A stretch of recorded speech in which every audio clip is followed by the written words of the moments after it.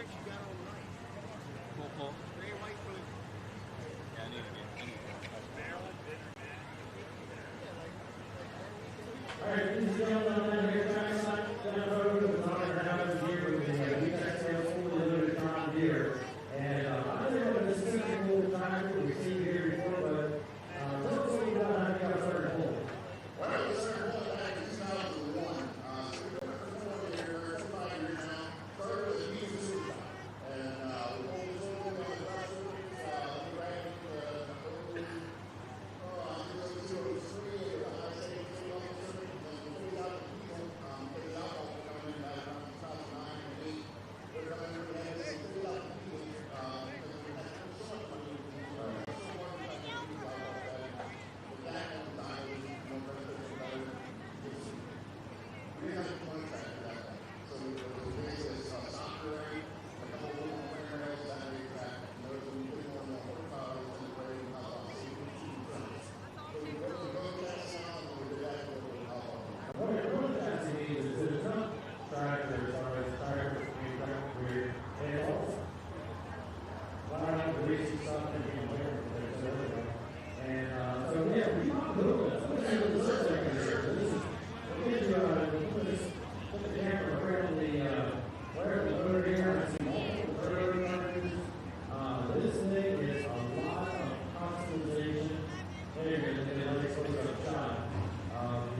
this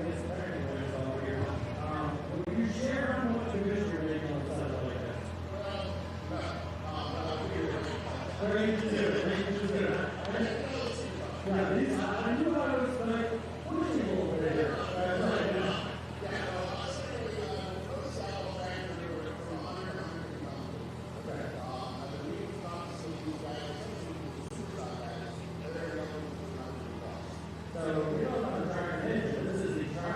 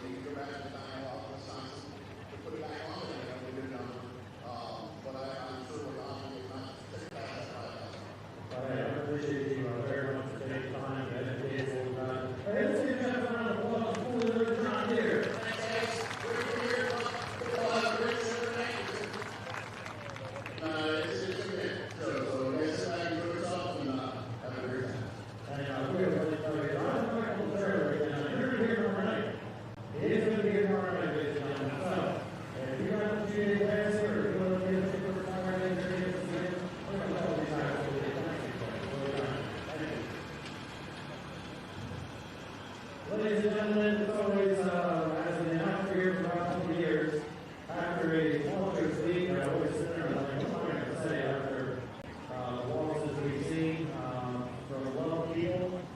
I'm really not going to say anything about it. I just said that we live in every country, no matter what. And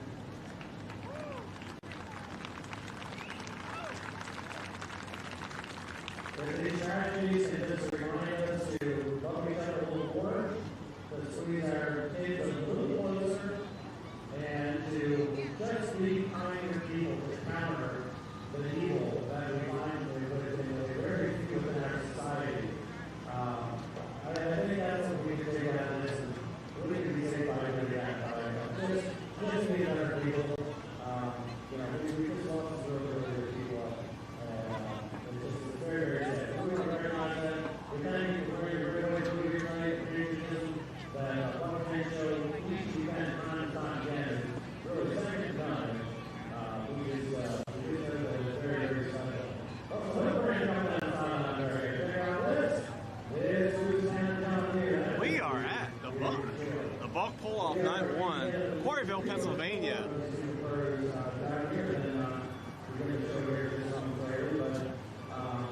I'm going to ask you at this time, 30 years ago, I started off the railway with education at a very grader to grant safety. I'd like to stand at this time and following the time in which he will be praying. We're going to have photo silence and we'll have a national anthem shortly follow. But just please maintain a conclusion of this prayer for photo silence. Dear Heavenly Father, I want to thank you for this beautiful day you bless us with. I want to thank you for all the lessons you give us that sometimes we take for granted or we give credit to ourselves, but you're the one that leads us all. Lord, I'm asking you for safety tonight for the track workers and the concession stand and on the track and the drivers. The spectators, Lord, give all of us as we travel back home tomorrow, that we live another day glorifying you again. Lord, I want to pray for this world of ours. You know how troubled it is.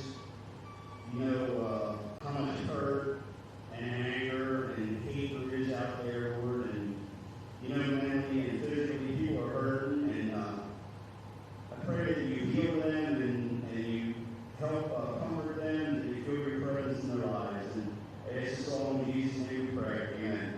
Thank you, sir. Once again, we're going to silence now for not only those who are downcast tonight, but also for the victims and those who continue to suffer and remember those of 9/11.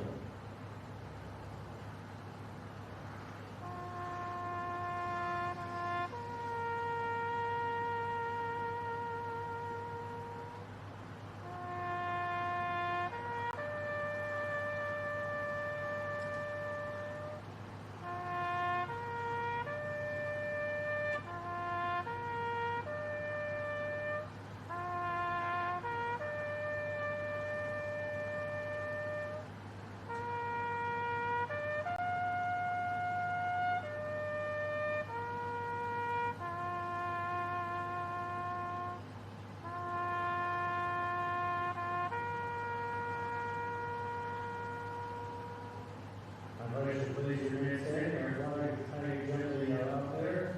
First thing old sewing, and this is our great national anthem. Gentlemen, please read your hands.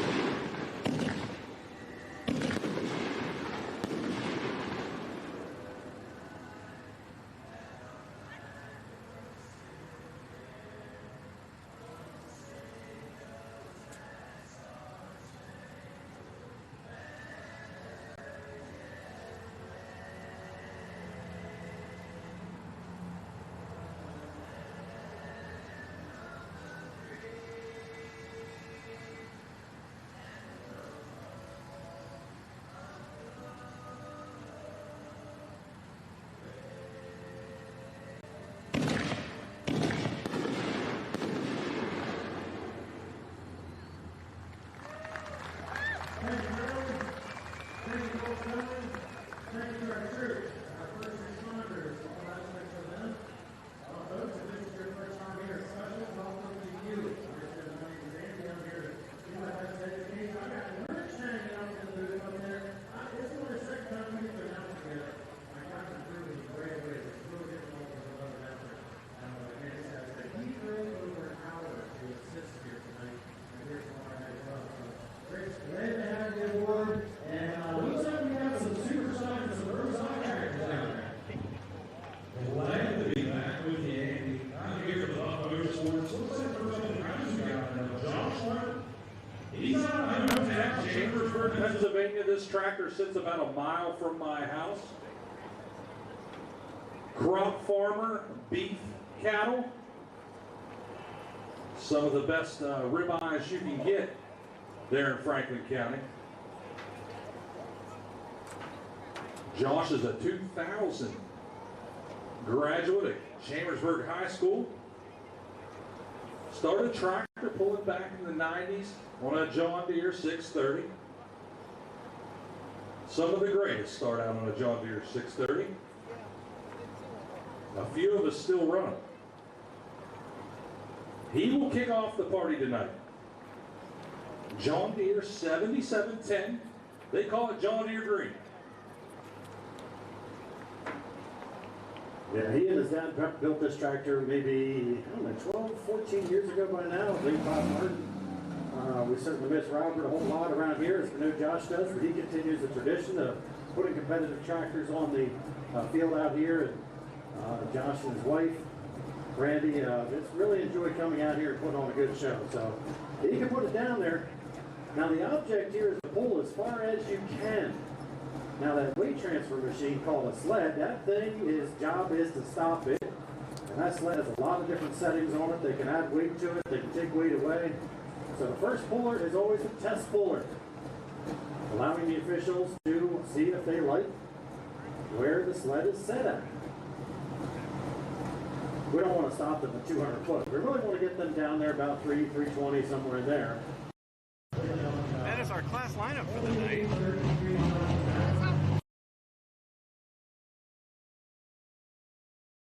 80 miles.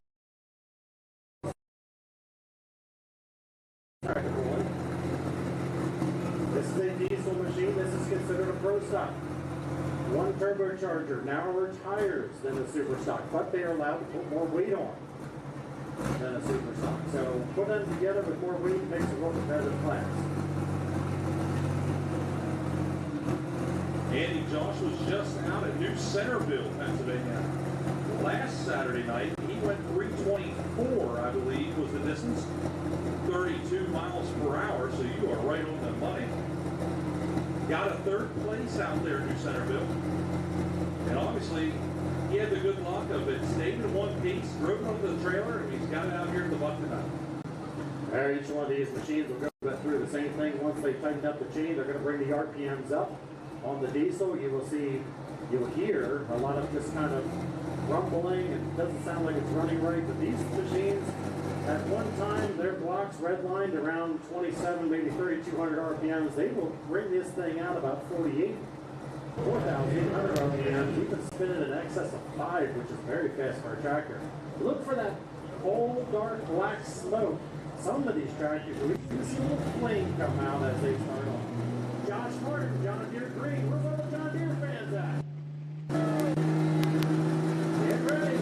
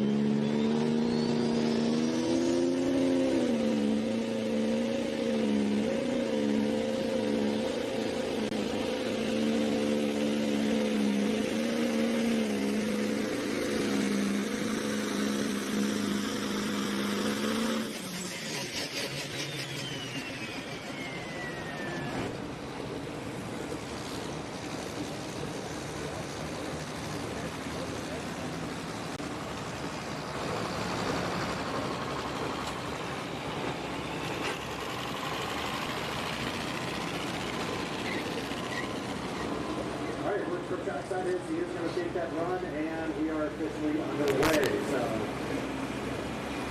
let the competition begin.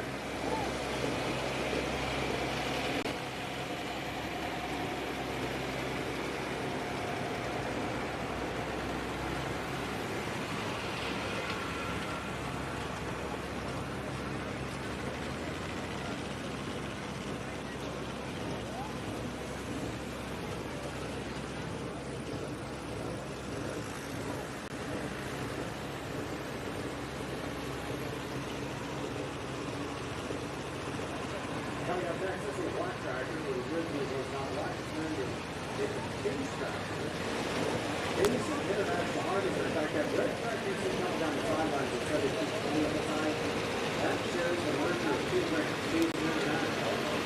Two different brands of Case, one in 1985, so you hear for the word Case or International, you know, that tractor has to be older than 1985. This is how it's going to get a real Case. That was in the late 60s, early 70s, originally, and it was kind of modified as it now a pro style. Chris Hoyt has a Duel delivery company up in Ship City, Pennsylvania. South the Sprint Horsepower. Driven there many times. If you ever get the opportunity to go to Ship City, I'll tell you what there is to do. Absolutely nothing. Now we've got pizza shop. Two of them are just 5 cars. That's it. I drove off to the road just to see what Ship City was about. I mean, something with that good of a name has to be a place worth visiting. He has no, he can't hear me talk about it now. Taking a play. I couldn't find anything to do in Sioux City. I don't even think there's a McDonald's there. Sit around and watch cars run. That's right. Just can't walk their cars. But there is one heck of a good mower. Chris Hoyt's got 2 sons, not here, but they also run these tractors in the past. And he has been probably the windiest driver in the last 6-7 years here on the bus. One of those 2 tractors. This tractor, you know it's doing good if it starts accelerating at the 150-foot mark. There's something about this tractor I used to remember managing. It spins the tires and all of a sudden, boy, it just gathers a lot of speed quickly. Chris Hoyt had a 6 years, he calls his Case. That's it. That black stuff.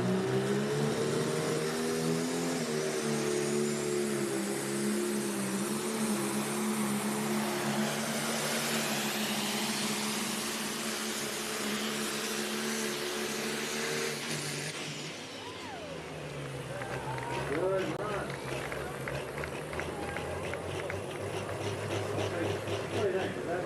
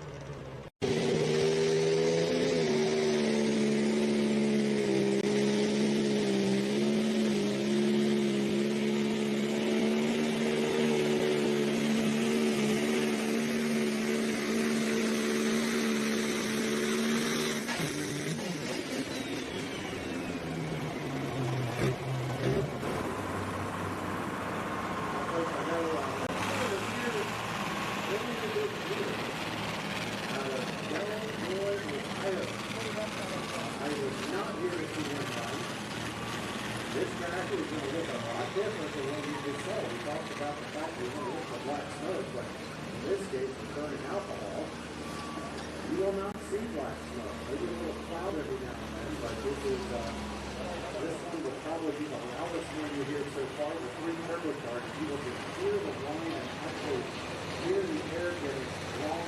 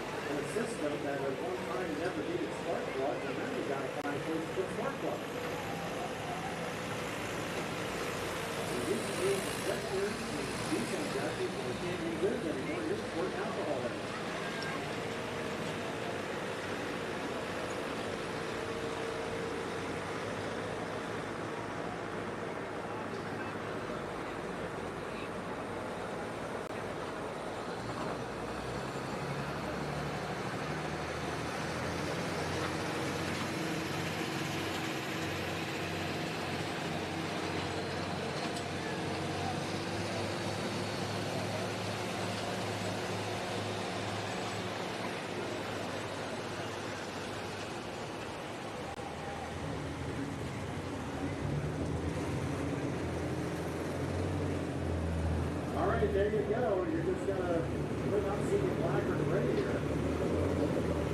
You may see some flame out of the stacker, but this guy is going to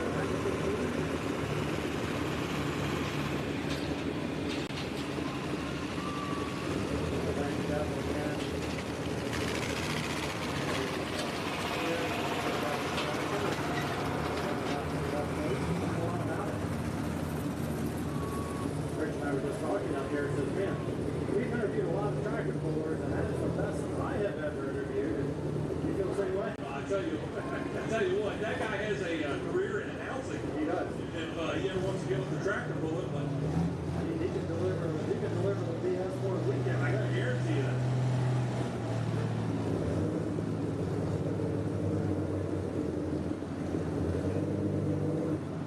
All right, folks, I'm excited to see this one run. This is a special machine, and you saw underneath the hood. I have no idea how much money he has wrapped up in here, but pretty cool.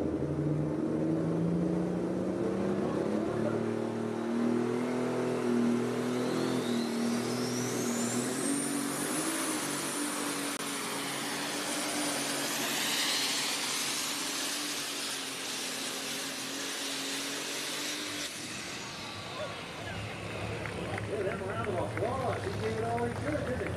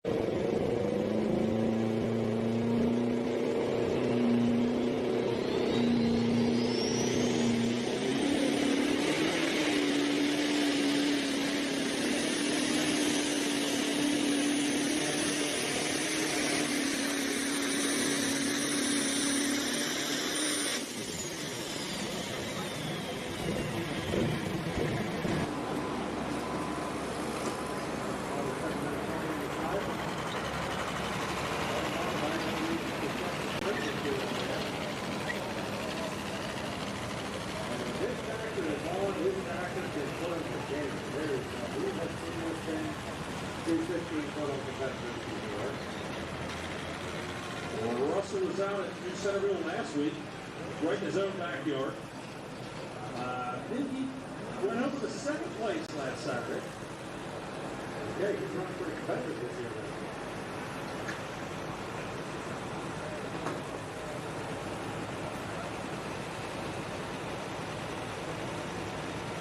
If you have any questions about playing for them or something you want to share with us, send us a message on Messenger, or you can face Motorsports Facebook page, or you can email me at answer@motorsports.com. Check that out tonight, and thank you. If you have a question, say, what's this? I'm doing that, and I don't know, make something up that sounds good.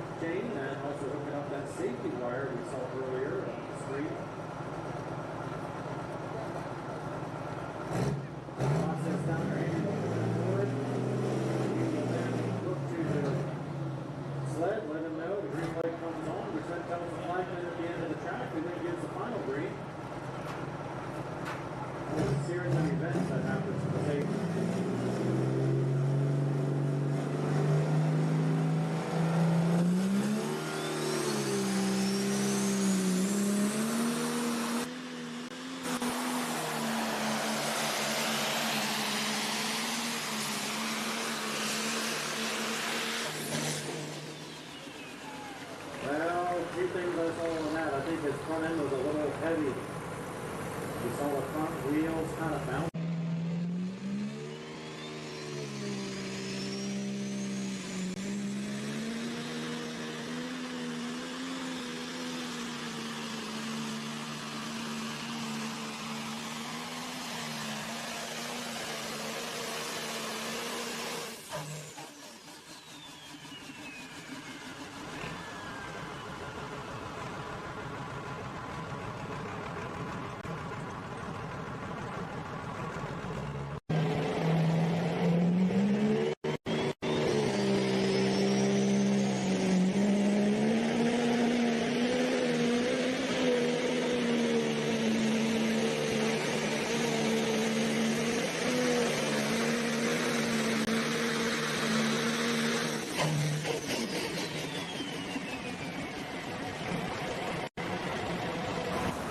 Was here in the 80s a lot. With a Farmall 460, running a 460. Yeah, this is a big line. They called it Iceland. That's why it was called Iceland 2. But he ran that Farmall 460 in a 5,000-pound class. And got out of tractor pulling. And he's a machinist by trade. And he was making a lot of gears. In fact, some of the gears he's made over the years are running in people's machines all over the country. So he specializes in making gears, inside lines, outside, and so forth. And then he decided to get back into it. He's only run 504 cubic inches. So out of all these competitors out here, he's probably the least cubic inches. He said, hoping before the show, this is still just not a trial and error.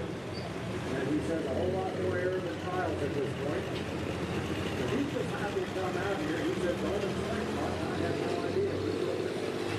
We're still just playing with things on here. So it's good to have him back. This guy is certainly a lot of, he really wasn't part of some of the big national pools that we used to have here back in the day, like the 460 that he had.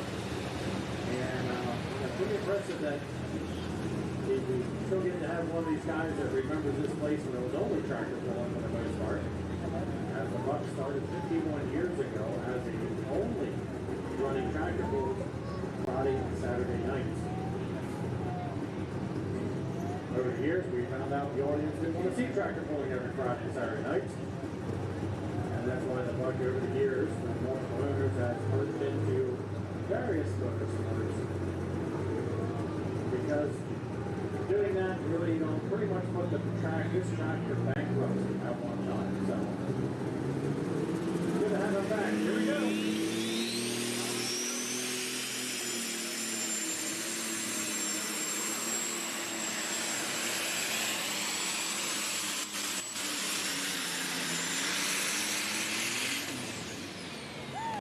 So, let's give him a round of applause. That was an excellent play for that machine.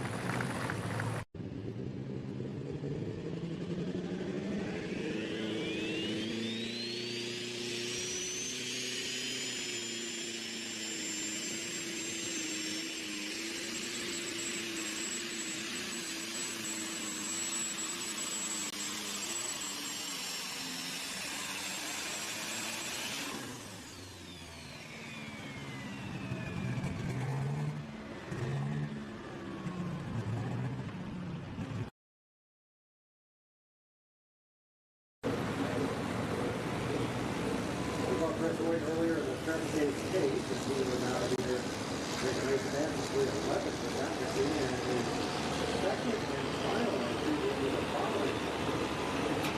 We saw nutcase, we saw press case, now we see nutcase. Chris has a long history pulling. He didn't start out on the first case tonight, fine, only just one week. We started off in the bucket class, he's a hot barn, hot turbos, has just built over the years as the finances allowed and so forth. And, he actually does have some tractors that still run those tires again. But this is really I call them a self-built machine really here. It just keeps improving.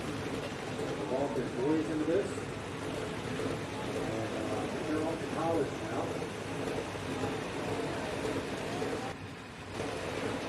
Santico right here at the front. We really appreciate Santico for hanging out with us. A lot of these machines run Santico because, hey, it's a demanding environment.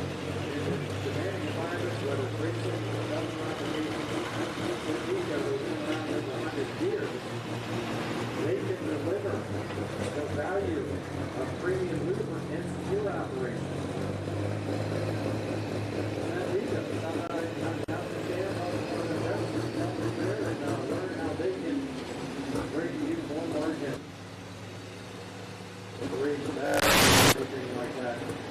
Santico will help you get to know that. Well, it's getting to know them.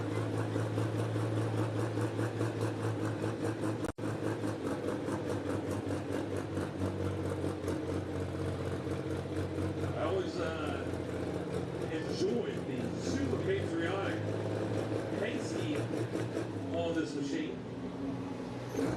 That goes with the weekend here this weekend. Beautiful.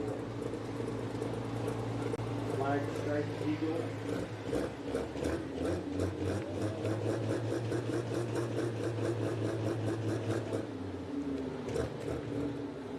And we can talk about the great tractors Chris has, the great pulling that he does. What a super good dude he is.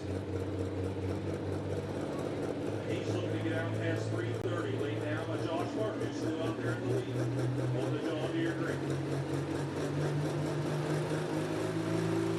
There's one good run.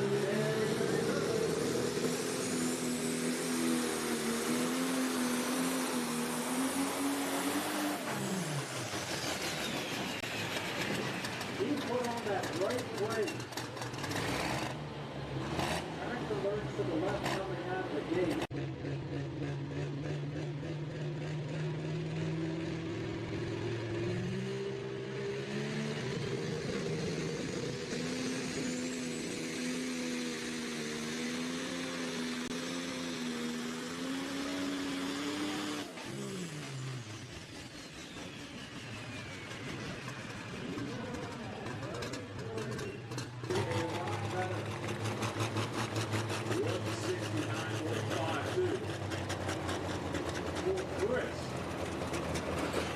That doesn't happen too often with that guy in that tractor. Yeah, it's almost like the differential put all power to one side after he hit the right brake. So you can't steer that tractor with the steering wheel, the front wheel's up in the air. So you have to steer with the brakes. When you do that, really what's happening on there, when he puts this right brake, you really slow your right tire down and speed up the left. And when he did that, the RPM speed up uncomfortably high. And I'm not sure what he did. It's almost like it hurt it clunk, and then the thing started rapping again, but by then it was too late. So we got to clean up the, you really look at that pile right there. There's just a amount of dirt that the power that these guys make. It's just, that is clay. That is not garden topsoil. You can't grow stuff in that dirt at all. In fact, that is so dense that when it rains, the water runs off of that. It doesn't go down in. So if we had a big, let's say we had a big thunderstorm yesterday or something against the rain again, we still have to open this track up in the morning, put water into it, and because the water doesn't go down in. The only way to get it to go down in there is we chisel it up and add water to it and then roll it back in. Probably about 2,800 gallons of water that has been added to this track earlier today. The idea with that is to put the water inside the track and get it all mixed in there, and then that top 14, 18 inches. And then as time goes on, that humidity and moisture comes up, just making the top surface nice and sticky. This track on the circuit is known as a power track, where it takes a lot of power. Not really very little sand or anything loose in it. Density really will stress these engines and drive trains out. All right. Josh Martin coming out to the sled. Once again, we see him out here on the John Deere Green track for 7710, which is still holding on to the lead. Josh is coming out this time The tractor they call Big Green. Showing here 7820 out of Chambersburg, Pennsylvania.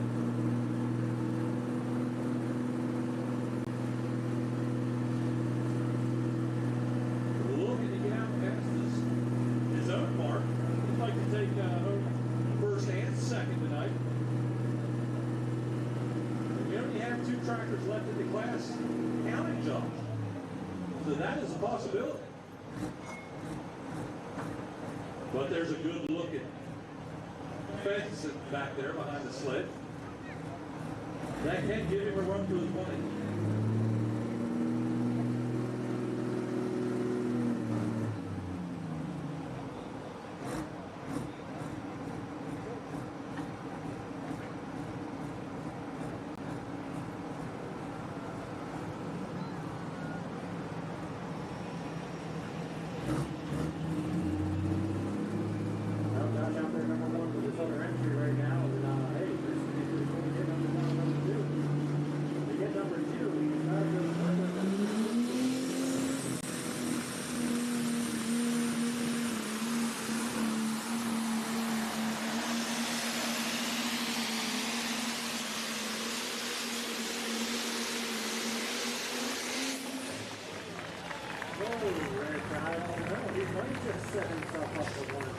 I tell you what, he definitely went past.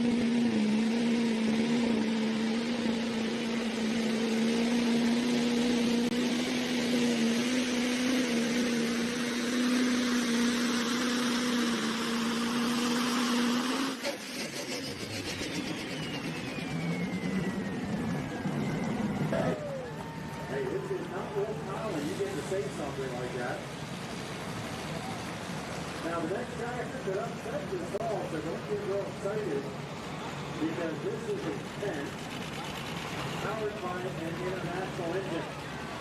I'll tell you the secret about it. So it's a regular 400 series engine under the fence skin. Fence a German machine, and they fall under the AGCO brand. Andy, this thing spent some time overseas earlier this year.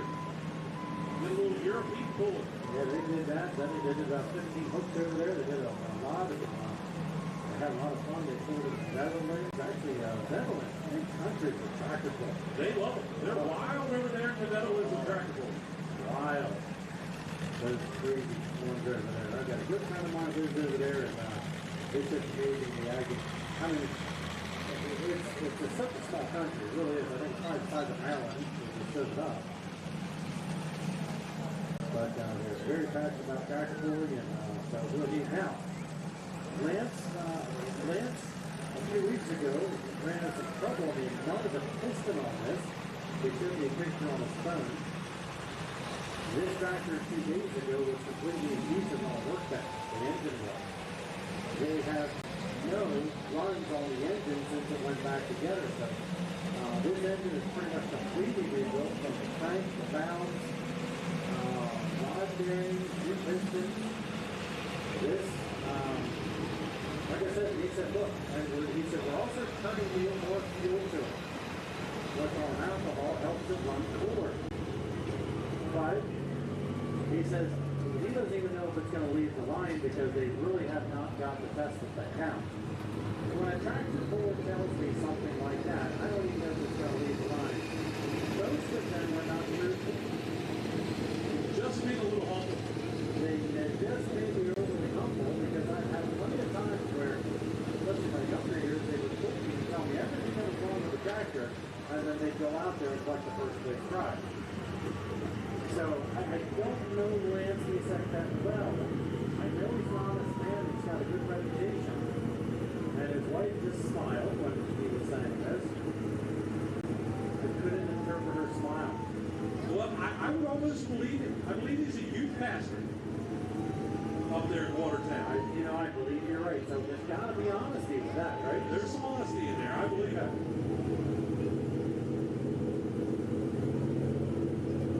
So yes, this tractor is the only tractor here that got to be on a boat this year twice.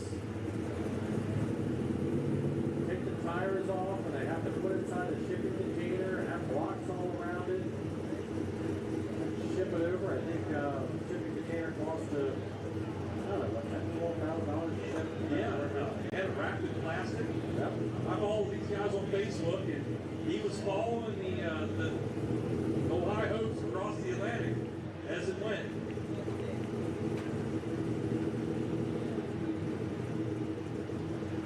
Alcohol burning machine, 3 turbochargers. Once again, you're going to hear that sound that I can't even describe with words. Just air moving with a line in the bush. The mark to be 332. Held by Josh Martin. For the John Deere. What do you think? Can this tractor beat those John Deeres?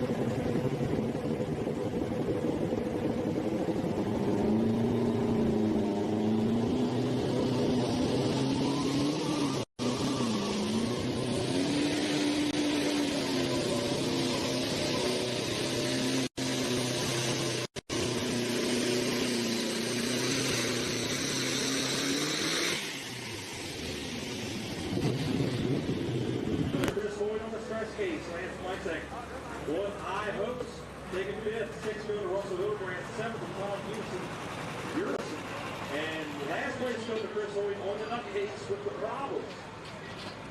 And we are going to go to the track side and see if we get a few words out of Josh Martin, the big winner in the Superstock Pro Stock class tonight.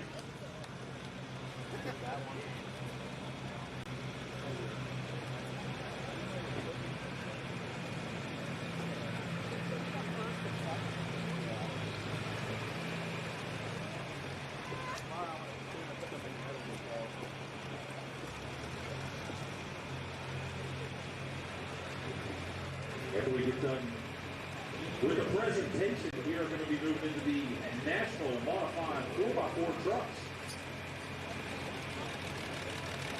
There's been many trucks in that class, and a lot of good running machines to boot.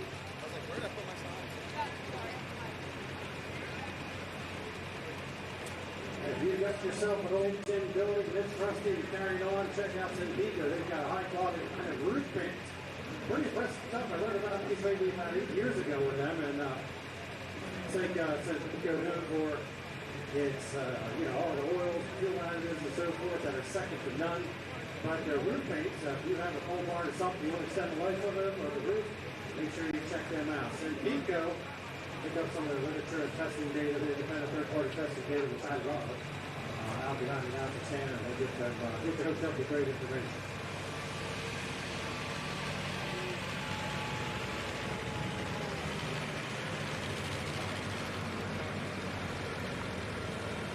That's good.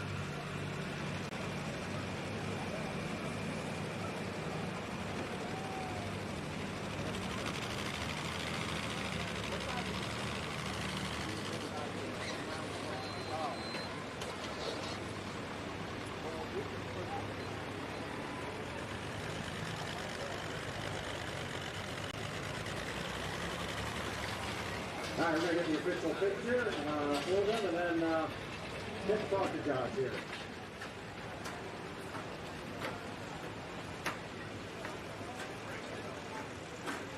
Now, one more photo. I feel like this is a wedding. We're trying to read the bride and groom. Brandy said, we haven't done all these for a while, so we're going to soak it up. But give them a round of applause if this has been a while since they got to enjoy it. Josh, should I just interview your wife? She's shaking her head no. I'll just step over here for sometimes if I won't shoot around the, you good, you want to know them? I'll try here. Hey Josh, to win first and second, it's been a while since we got to do this with you in the winter circle. How's this feel? It feels great.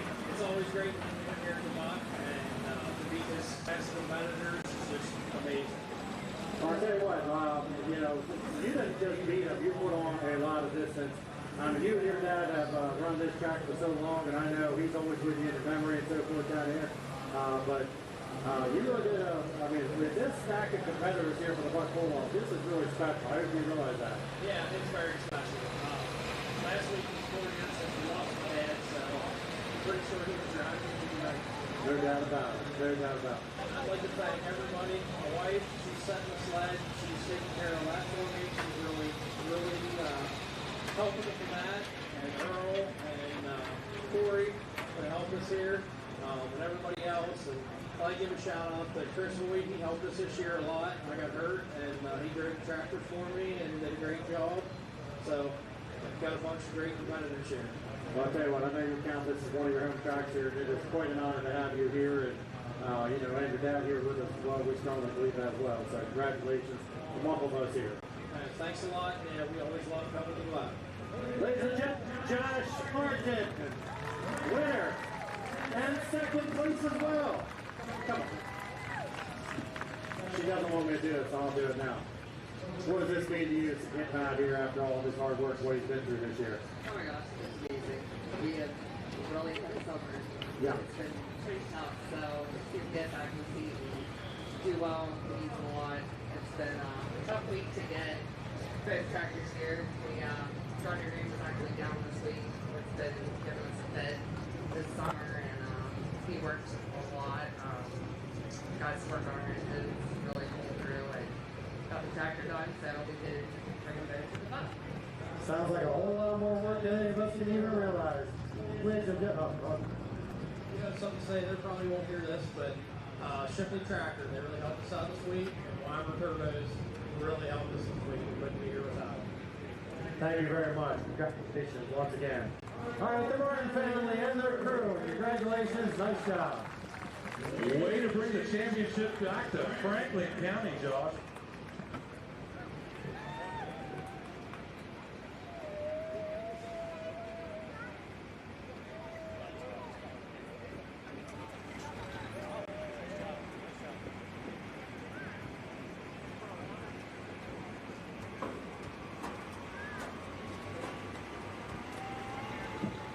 Modified 4x4s coming out next. They're going to make some noise. Oh yeah. I'm going to get a camera here. If we can get my camera truck out there, maybe I'll give a little tour of one of these. So these are four-wheel drive vehicles.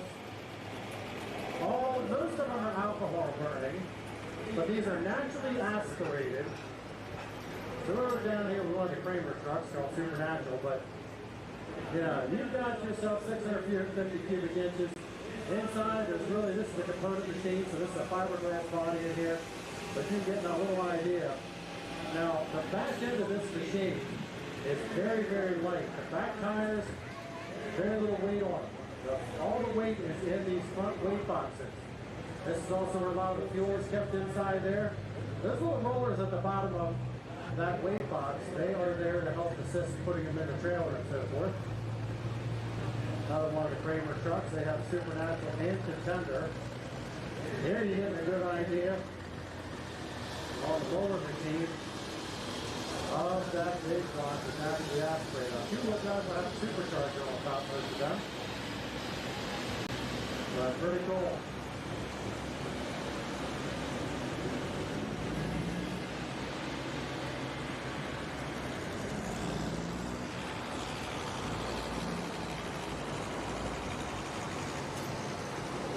change classes pretty quick here tonight because we are running 2 sleds. We're not running at the same time. Tomorrow night we'll have 2 sleds running at the same time.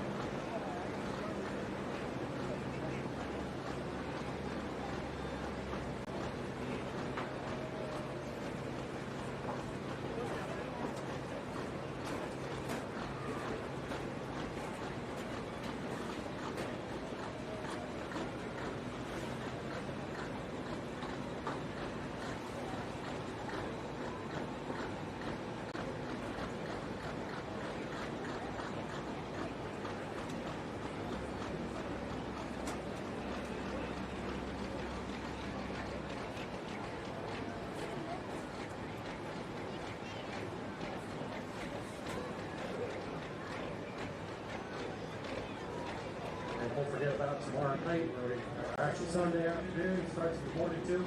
All day Sunday empty tractor pull and all the money paid and so forth, registration, all goes to the Penn Manor FFA, one of our local school districts here.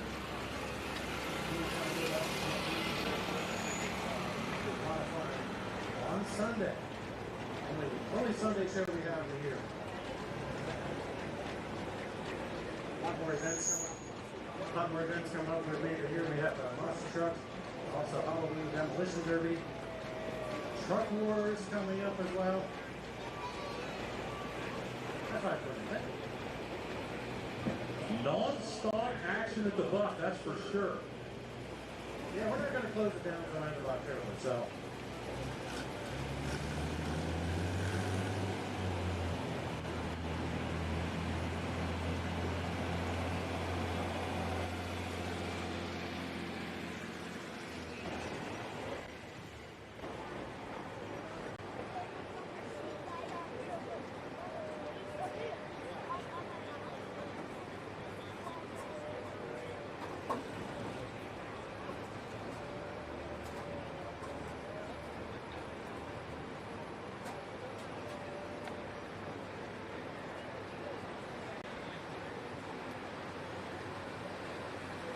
All right, all these guys, you'll see, they'll actually put a little squirt of gas at the very top. You can see that on the Buckton right now. That's gasoline going in an alcohol motor. We'll start on gas like easier than alcohol. A little squirt of that right in the intake. And then they will put the ignition on and fire it up. Now, the nice part about four-wheel drive is you can steer these things wherever you want to go. You can start the sled between the white lines. Just don't touch the white line with your pulling machine. You can, the sled can touch it, that's fine. If you touch the white line at any time, any class, you are disqualified. These guys make it close. Officials are watching out for that. This is a point series, so they don't want to lose points at this point in the season. Some of these guys don't have to point. Some of them, this point series is done. Like I was talking to Jeff earlier with the full ribbon John Deere. Out that later.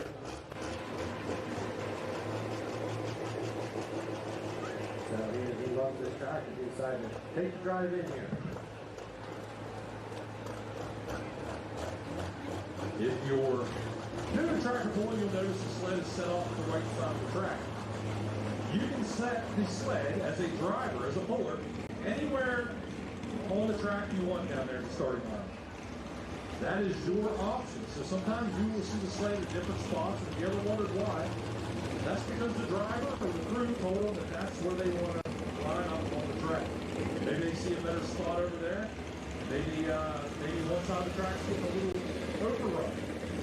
They want to try something fresh. You see this one?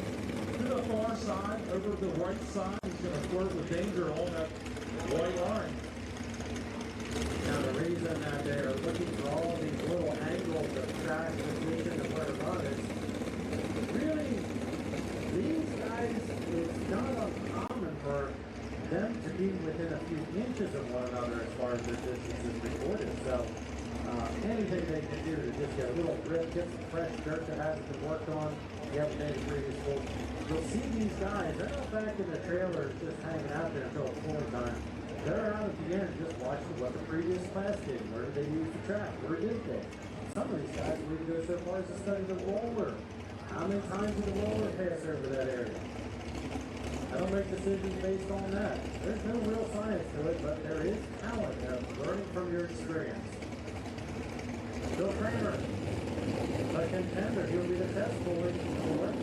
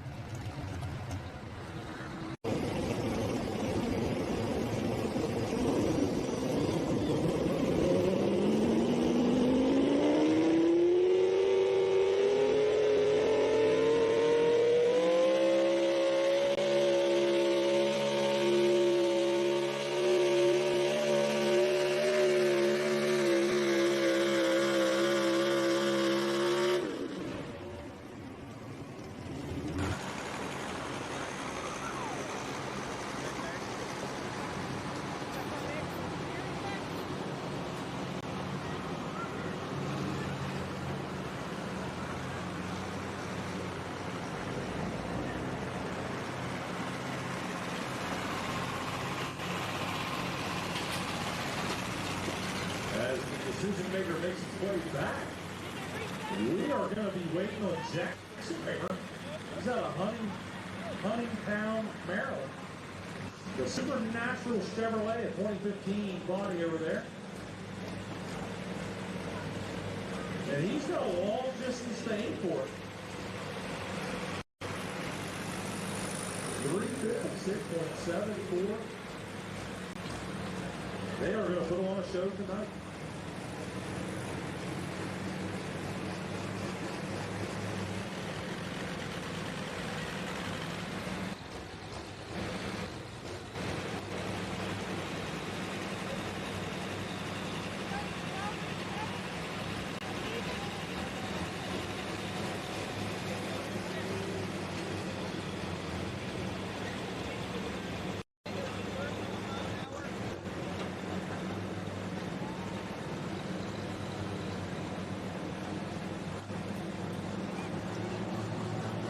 Something pretty cool about these two Kramer trucks, and it's nice to get them back to back, is you see a lot of machines that have, they got those wraps on them, wood-looking wraps that are basically plastic over metal or fiberglass. What you see with the last truck as well as this one is genuine paint. Real airbrush.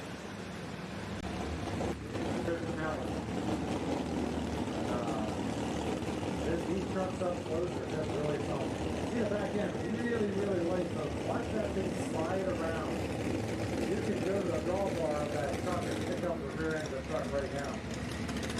But the theory is here, it's not a good theory too, is to back up and that chain on the sled is actually pulling down on the back of the truck. So, you kind of have a rough idea that the sled weight is on the rear wheel and the truck weight on the front wheel.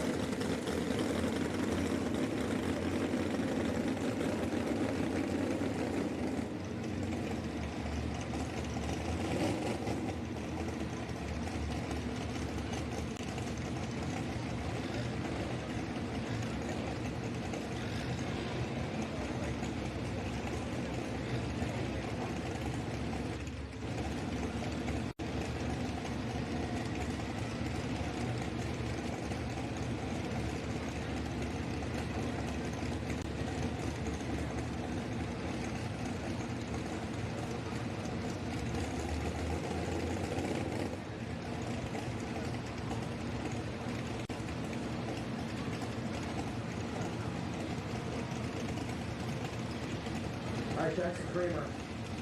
Supernatural Chevrolet.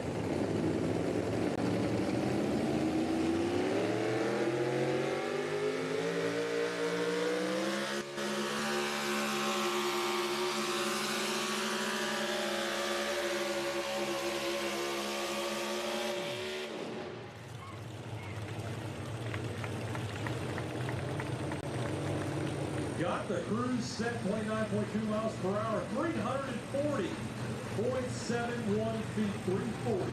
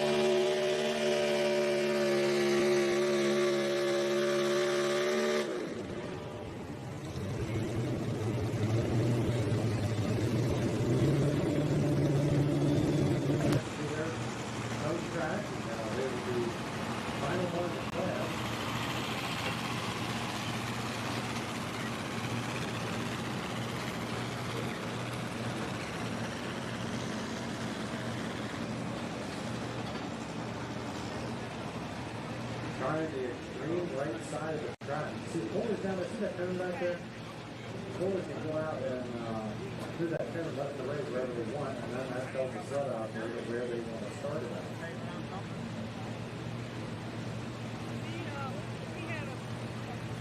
Trying the extreme right side. About the same place you saw the first corner that's currently in the lead. I'm trying to watch this out of the line. We'll see. That's try it once. I'll try the other extreme. Go down the sideline. All the way from Richfield, Virginia. Leslie Keys, a big Chevrolet. All the rock.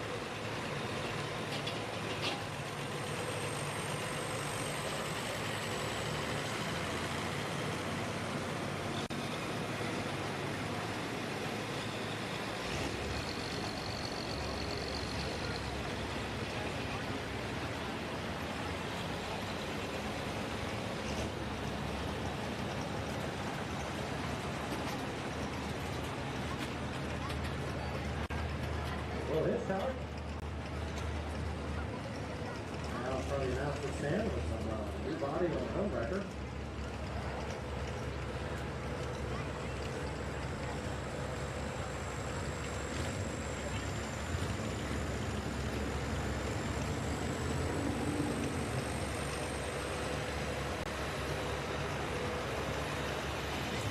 I don't think that is what it is. I think about it.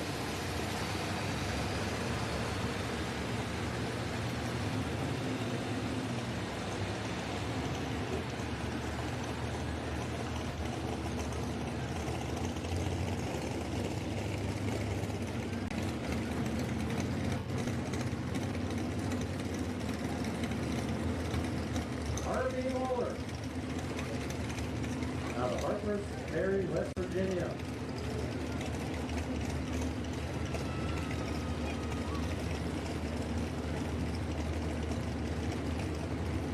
Dodge, Dakota body. Not a lot of those floating around. A lot of Chevys and Fords for sure.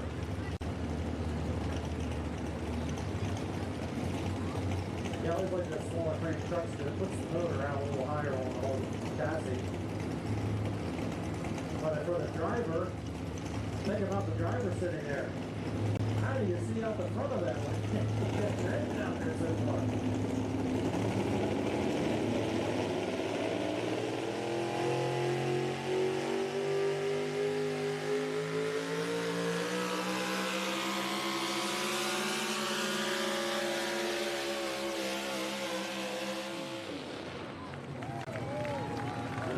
I didn't even see if you got flags or if you ran a full run or something like that. I tell you what, if he let off, he was on a rail. 368.39 feet. That's great.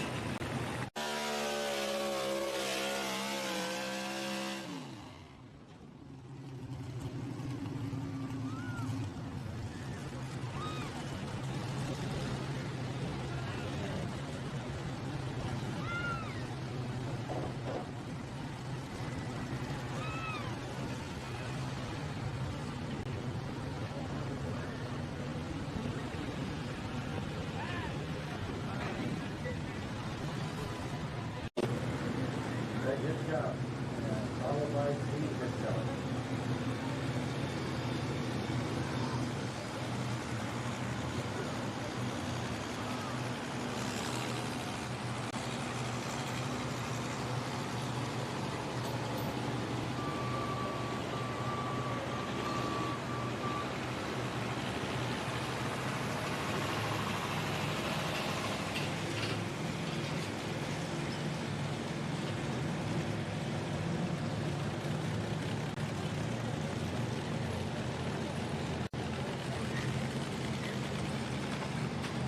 Top 14.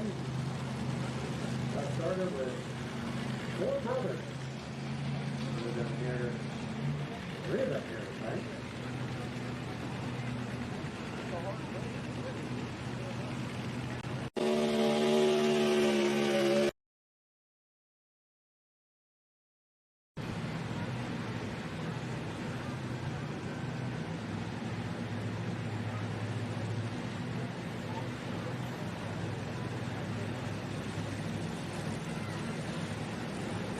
Dean and Greg. We've got Dean now, up at Greg now, Dean to follow, and then Will do about 5 trucks from those 2. It's the Ford family.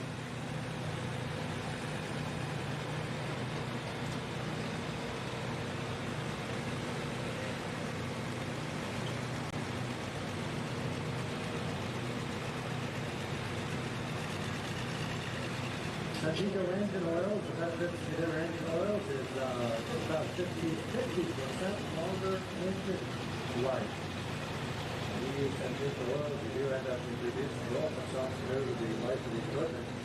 And you might even get some better fuel economy. That's testing that has produced up to about 3.5% just that extra reversing decrease in the heat equivalent to the fuel economy. Doesn't seem like a big deal right now as far as that when the price of fuel coming down, but good. Anything discussing this stuff, if you can improve your margin on the spread with the low prices, you can help make it 0.5%. I think so.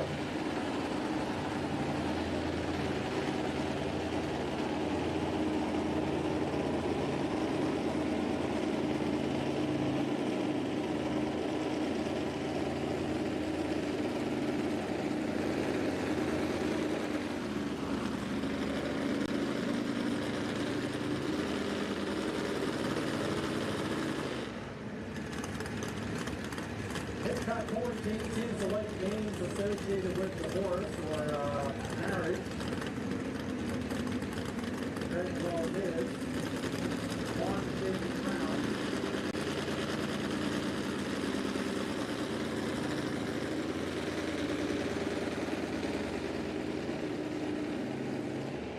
Dean calls his grounds for divorce, and Will calls his homewrecker.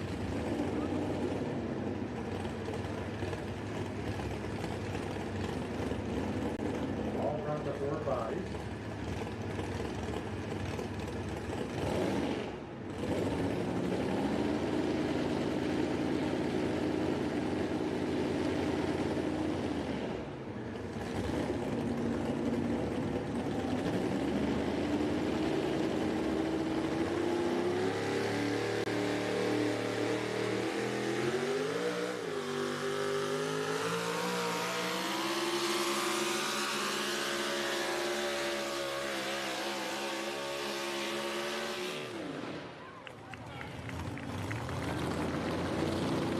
Putting them all in the parking lot tonight, 368.86 feet.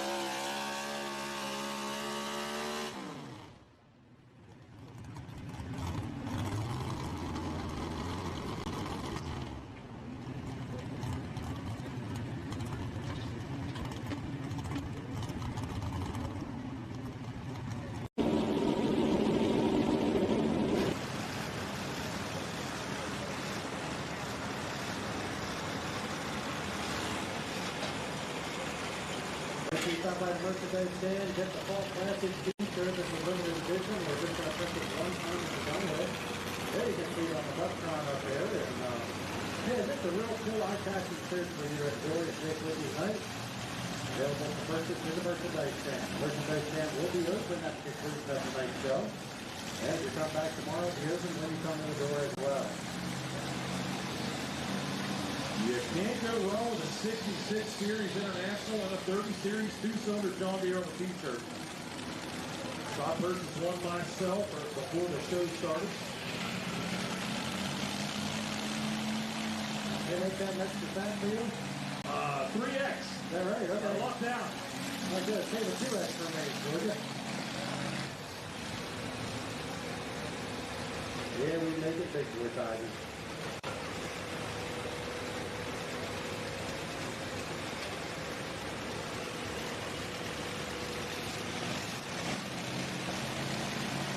Sometimes I get asked how much these trucks cost. I will tell you that the engine long block, which would be just basic, no intake or anything.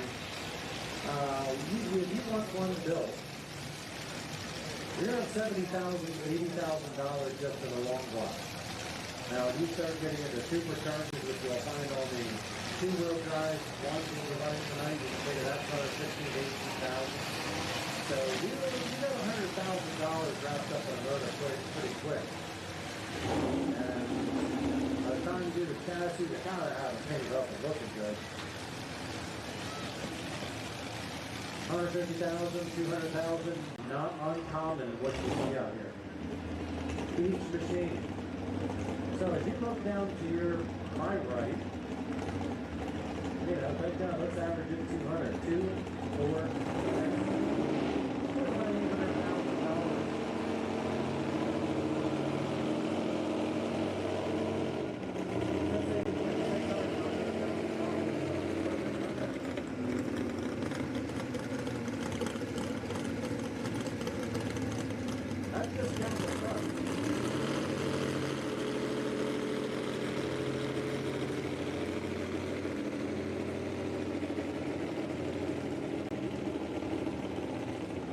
Several $1 million worth of equipment running here tonight.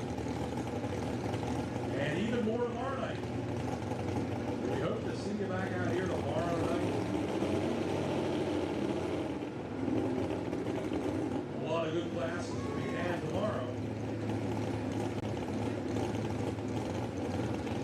Dean Hitchcock out of Montrose, PA. Round for the horse.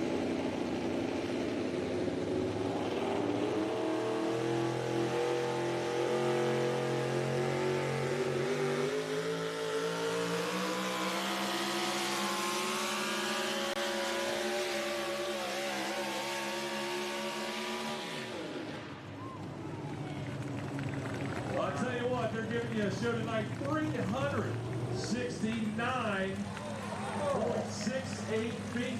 You've got to be.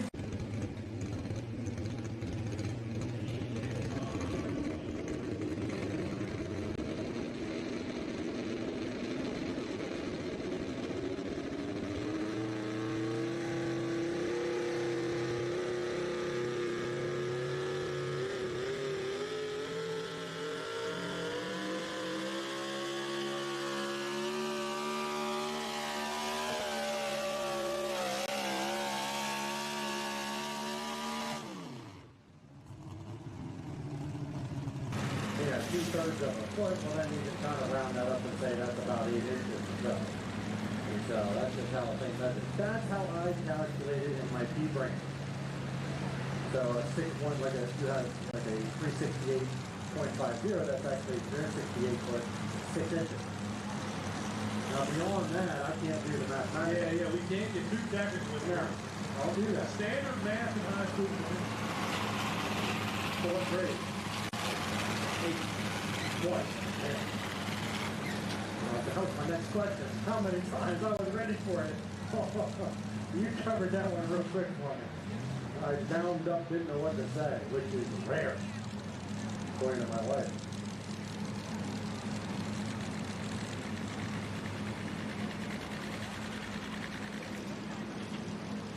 Tim, what's the Phillies game doing back there?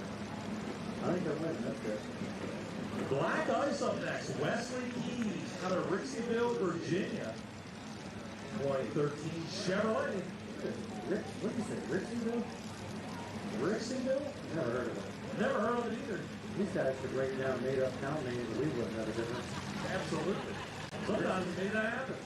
What if that's more happening than shit shank?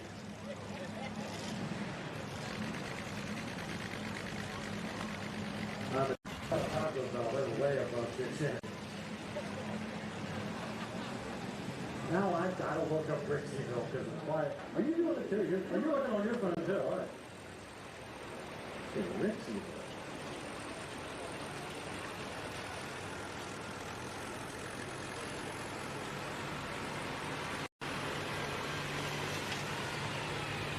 Hey, I thought there's no location in Rixieville. Oh, I did Rixieville, Pennsylvania. That'll be Virginia. It is an unincorporated community in Virginia. Culpeper County. Culpeper. There are 3,062 residents there. That depends on whether it's a Walmart open in the neighboring town or not.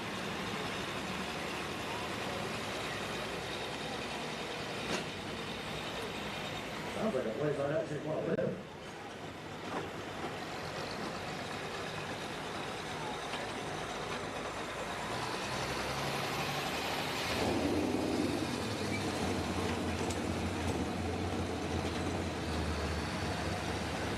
Looks like it's not far out of Luray, Virginia. That's pretty well known. Luray? That's Luray. That's what the locals told me. I used to call it Luray, and we were down there one time doing a pool, and the guy said, "You mean Luray?" And I said, "Whatever the locals want to call it, buddy."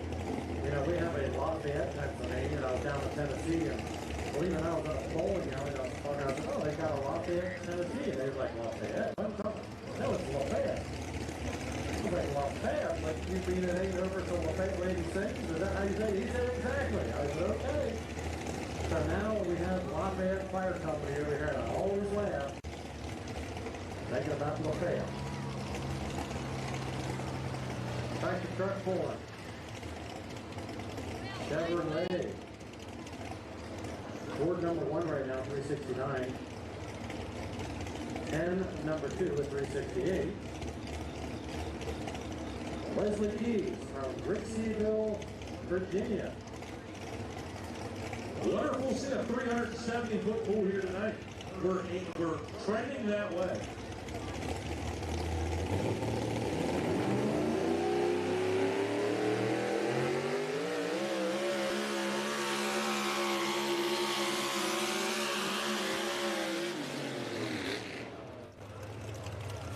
He took a turn to the right. I thought it was on purpose, but he might have touched that white line. I do not know. The decision maker got him stopped at 3:15.18. I think, you know.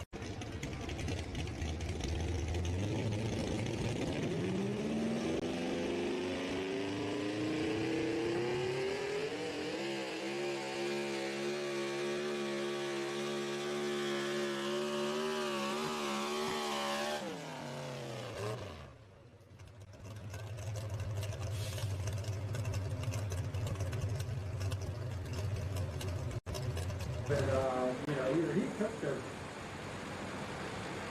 and that would be the right front that would happen.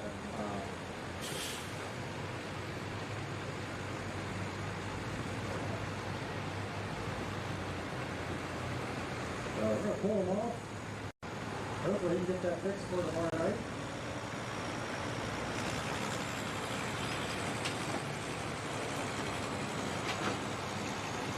Everybody's just standing around like it's a PennDOT record or something.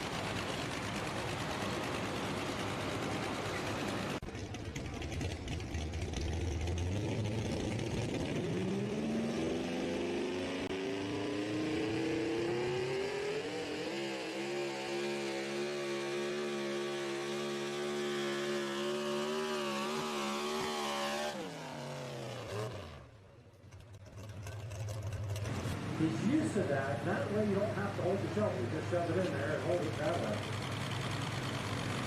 Those of you that have heard me announce this for 19 years know I've used that one many a time. It's so funny, isn't it? You laugh at that. That's a good one. It never gets old. Never. Andy puts up with this back. He stopped by. You don't get down the road. He stopped by on the left side of the house. This is that makes money. I'm trouble my wife, but he said I can make fun of him all I want. Well, he's just good to take it. So thank you, Andy. It's funny, he's going down the road somewhere, and he'll holler at me, hi, Andy. I go back, hi, Andy, how you doing, Andy? We just annoy the neighbors. You can't imagine that, can you? Here comes the fiddler. A good-looking truck and a good-looking tow rig to boot. What is that thing, a Suzuki? Suzuki Sidekick. Oh, big power. Hey, a lot cheaper than those fancy side-by-sides. Yes. You can probably pick one up for $1,000 or $2,000. All depends how much fuel is in it. That's how much it's worth.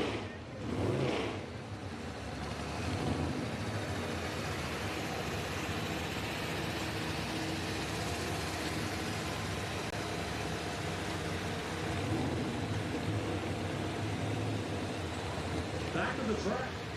Michael Adair out of Fort Plain, New York, calls the truck the Rock. 1998 Chevrolet.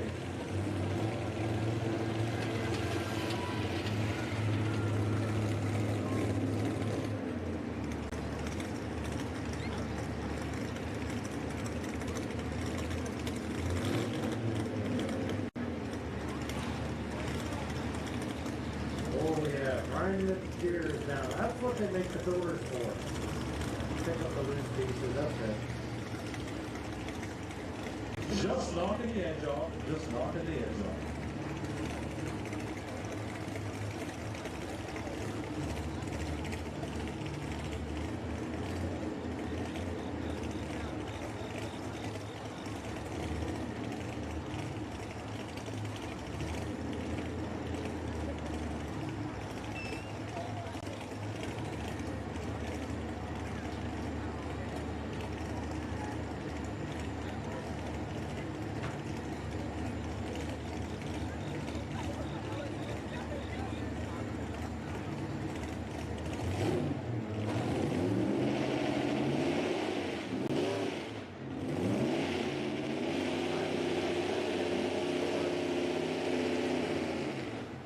I think he's going to back in there straight with what he's doing.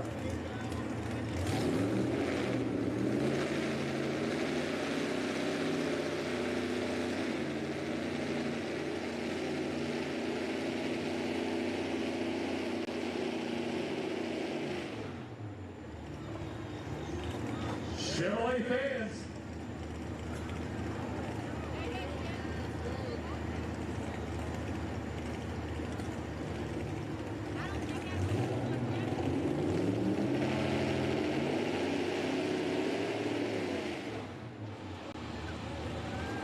Leader sitting out there, 369.68. Chevrolet fans, can you get out to 370?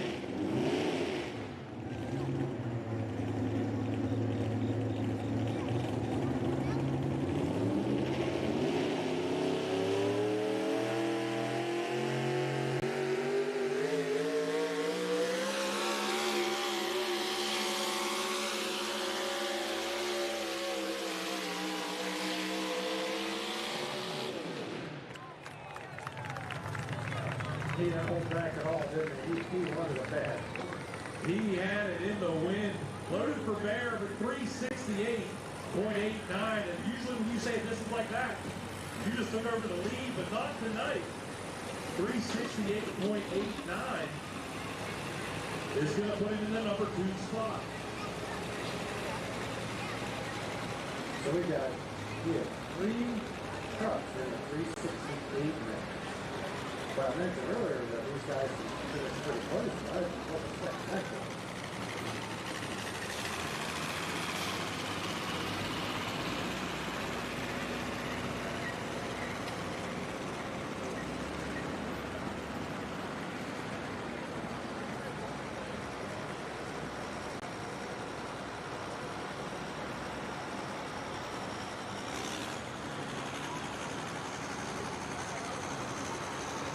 Michael Adair, Fort Wayne, New York.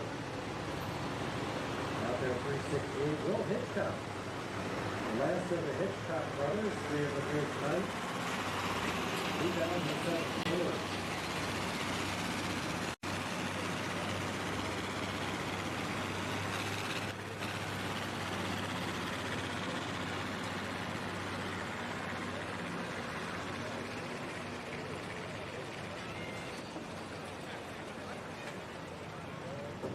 Right now, Ford number 1, Chevy number 2, Ford number 3, and Dodge number 4. The Ford, Chevy, Ford, Dodge will be a top 4. Right now, with a long run of Ford to try to upset that order. Now, I'm just curious as to who's out here in the stands right now. Do we have any Ford fans here? Chevrolet, are you here tonight? All 7 of you, good. And a Dodge fan. More Dodge fans than anything. Now that is, well, that's hard to believe. That is.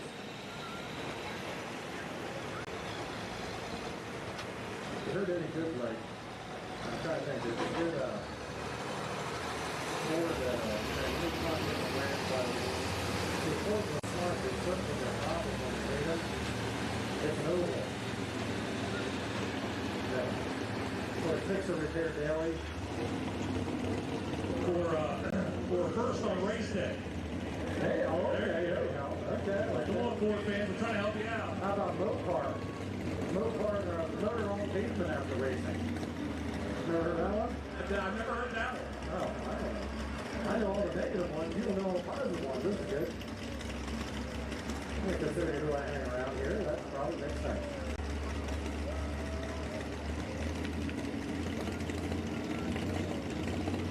Well, that's right. Backing into the sled right now has the potential to be right up there in the thick of things in the 360 world.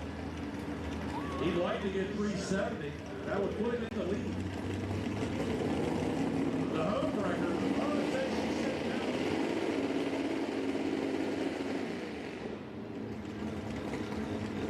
pretty common occurrence.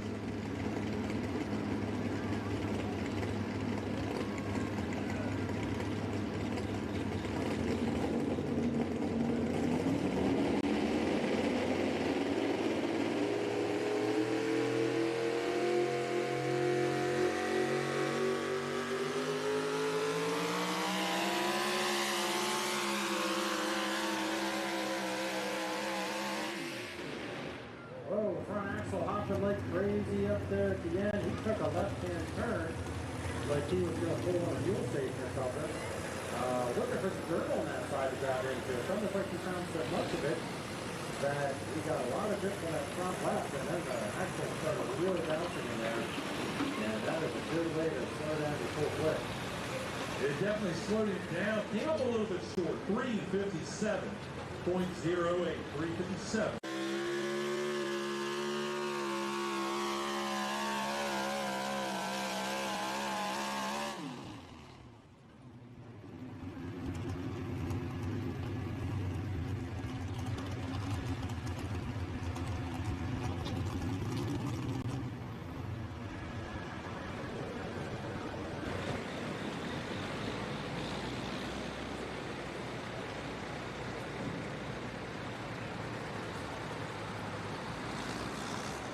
That's a nice shot of that Sonics big block. Hen-headed, Sunning-built big block down there.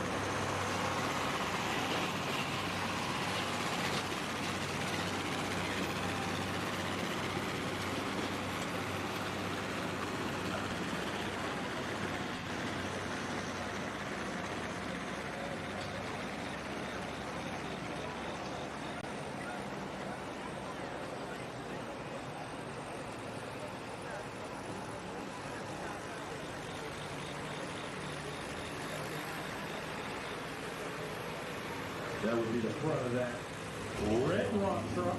Belonging to R.V. Moeller out of Harpers Ferry, West Virginia. We see him out here a while ago into Dakota. To the extreme, number 1 for a while. He was holding on to the number 1 spot. He's out there in that truck, 368.39. We'll see if he can make an improvement on the second truck he's got the class. But he's going to have to get the 370 to do it.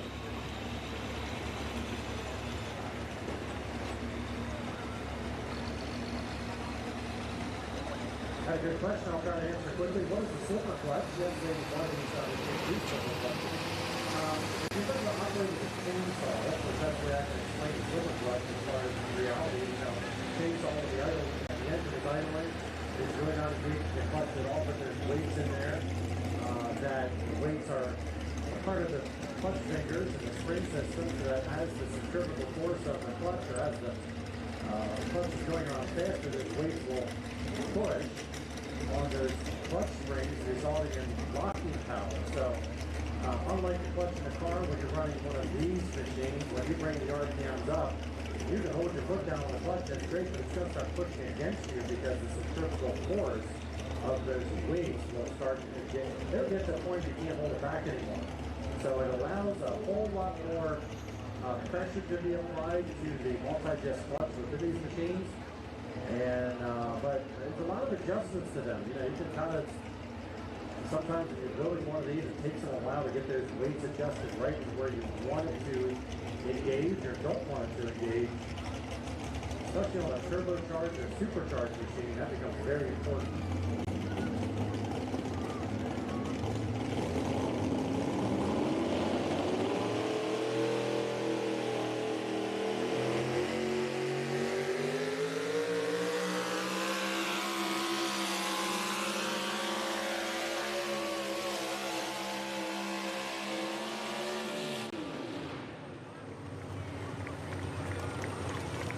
What do you think, fans? He's out there. You think he did enough to get past that 369 mark?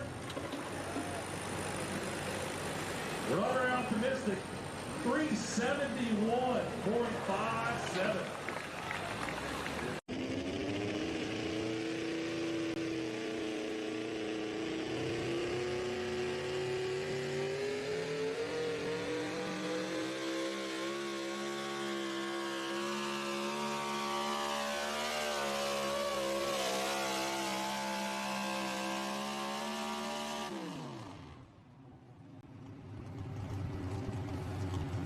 First place truck.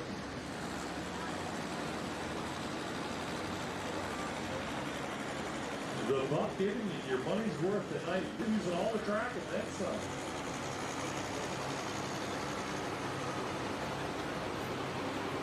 Yeah, we're going to have to add more lights if we're going to keep doing things like this.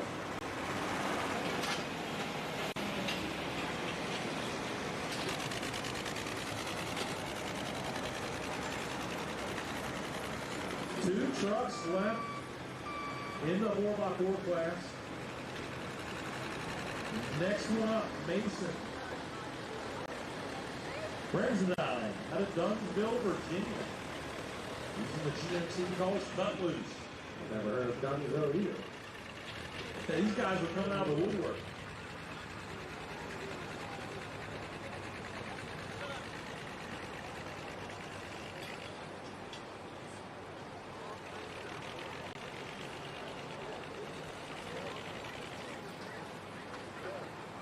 Dunsville is another unincorporated community in Essex County, located along the 17, known for its peaceful rural atmosphere. Now, when you get one of these corners down here, he starts it up to just pick it up. That's the story of that in a hurry. I think the entire town knows when the fire's up. I would think so. Characterized as a quaint rural community with a strong sense of community. Here's what you can do in Dunsville, Virginia. Kayaking, bird watching, and visiting farm stands.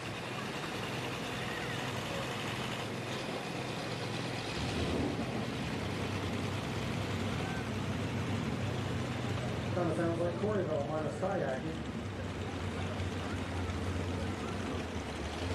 I mean, I live in Willisbury, what do we have? Oh, it's advancing.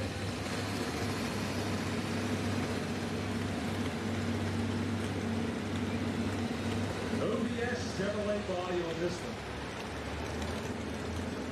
All right, top four order right now. Chevy number 1, Ford number 2, Chevy 3, and Ford number 4. So pushing the Dodge down to 5. So Chevy, Ford, a mix of the top brands. And between 1 and the 4th place position, you have a total of 36 inches between the number 1 and the number 4. So that's amazing. That's about the length of most people's arms. And you've got front wheels all landing in that same spot. We do measure to the front of the sled. That would be the actual measurement that's being captured.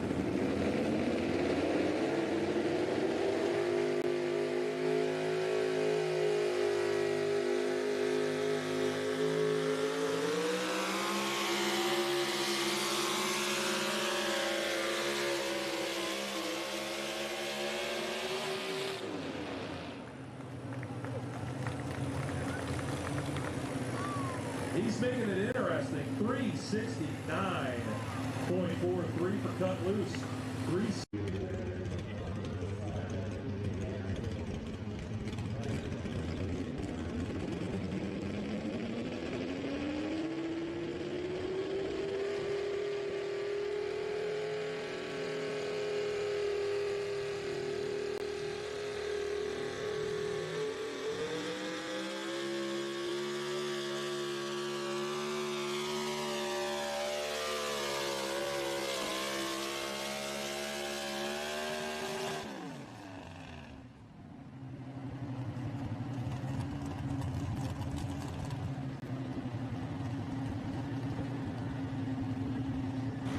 I mean, that'll bring it back right there.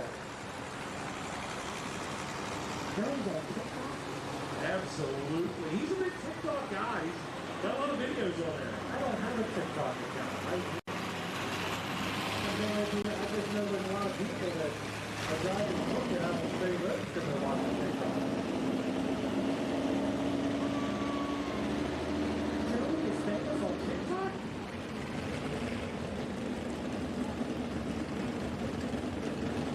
Did you know Joey is famous on TikTok? What for? I don't know.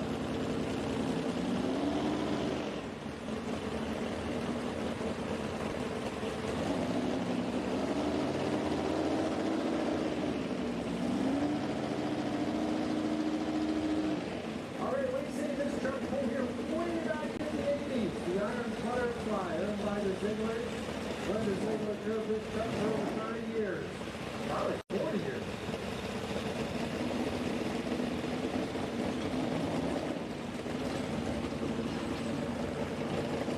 She's out there getting ready to line it up.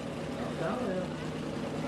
They're going strong. There's Linda right there in the front seat. Her husband is back there against the wall right behind Suzuki Sidekick.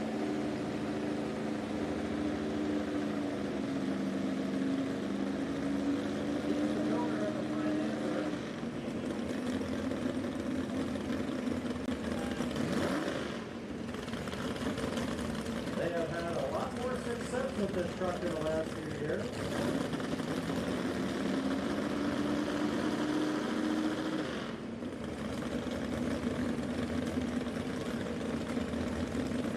Daughter Tammy, after the deal right now.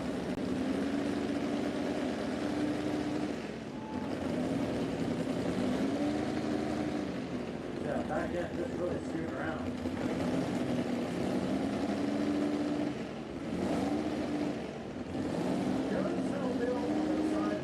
Bill's on the sidelines back there, not helping at all. He's just standing there. The women have this under control, or he is very scared to come back up.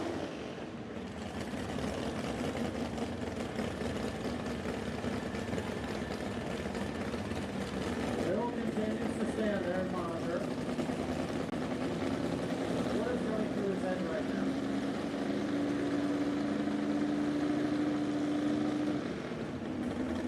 He's probably saying, don't blow it up. Yeah, please, don't hurt it.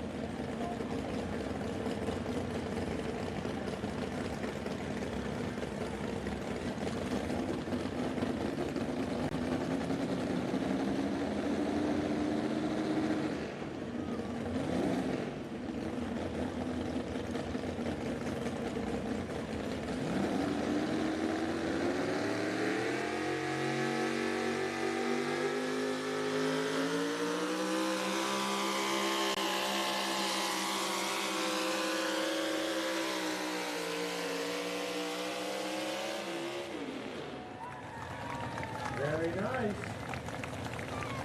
Doing a good job, 358.72. Looks like this one.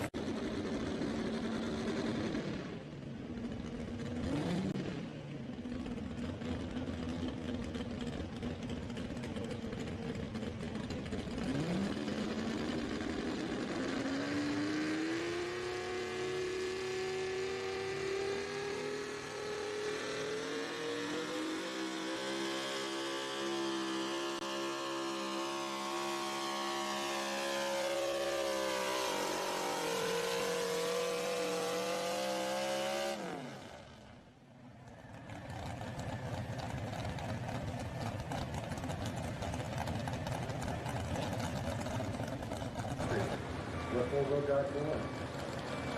I saw them down there when I was going around talking to people, and they had the driver's meeting, and I never went down to them. I think kind of farther down the driveway. I just told that, and I was confirmed. And drivers done it. And their granddaughter Kate cut that for a little bit. Okay, is that the final hook? That was the final hook. That is the official rundown. First place, going to R.B. Moeller and Ray Ross. Second place, going to Dean Hitchcock. Third place, Mason Bresendine. Michael Adair is going to get fourth. Fifth place, going to Greg Hitchcock. Sixth place, going to R.B. Moeller. Tammy Ziegler going to get seventh. Eighth, going to Will Hitchcock. And the She Said No. Bill Kramer going to get 12. 13 go to Jackson Kramer. And 14 go to Wesley Keys to the Black Ice.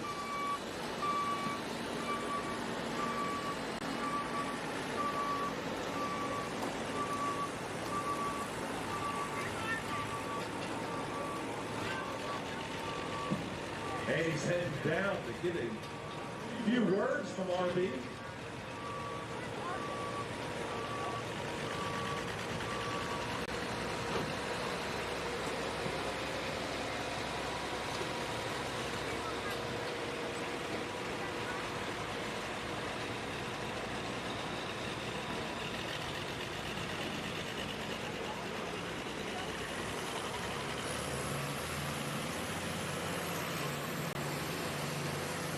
I'd love to get the official photos and get talking to him. Where's all the Chevy fans at, by the way? You got some of the cheer down here in the first place for this one. This has been back and forth Chevy. Well, Dodge up there for a little bit as well.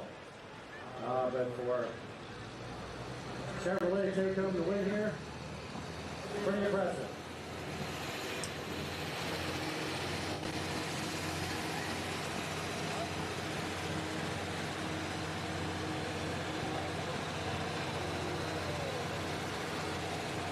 All right, we gotta get the signs up here, good boy.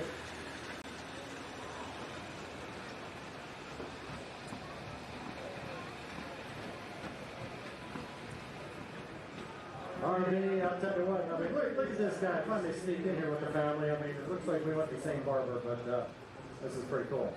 RB, I mean, to win on the buck pull off in a night like this with these type of competitors, how good does this feel? Oh, it feels good, but I feel like the wrong truck won. The yellow one had it covered, but I backed out and succeeded.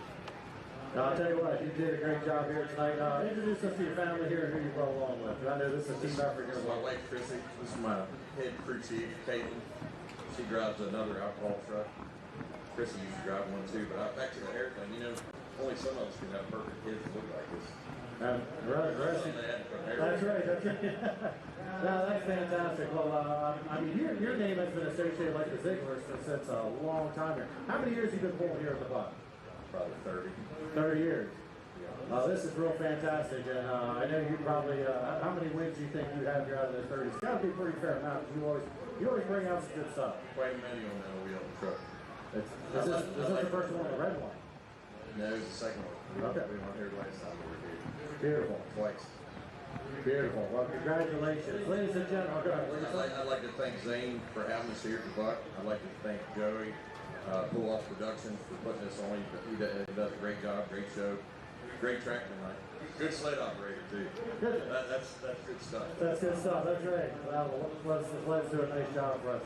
Well, thank you very much. Congratulations to you and your family. R&D Mower and family. Let's give a round of applause. Nice job. Thank you. Thank you.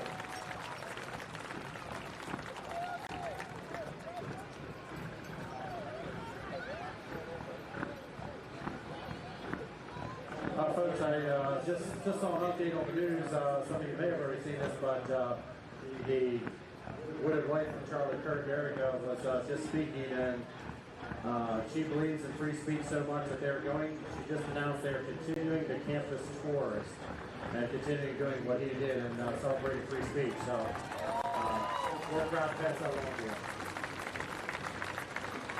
And the Phillies are winning too, so it's a good night, plus this great show out here, no doubt. Cool. Do we have any truck drivers here tonight? You're a truck driver or steering wheel holder? Truck driver, all right. Hey, this is pretty cool. Pro stock semis coming out here. And these first two trucks, they live right over here at Susquehanna Truck Service. And this is pretty cool to have them out here. And they did great. List of employees, different ones. The Susquehanna Truck Service got that one. And yeah, pretty cool. KT600 coming for these.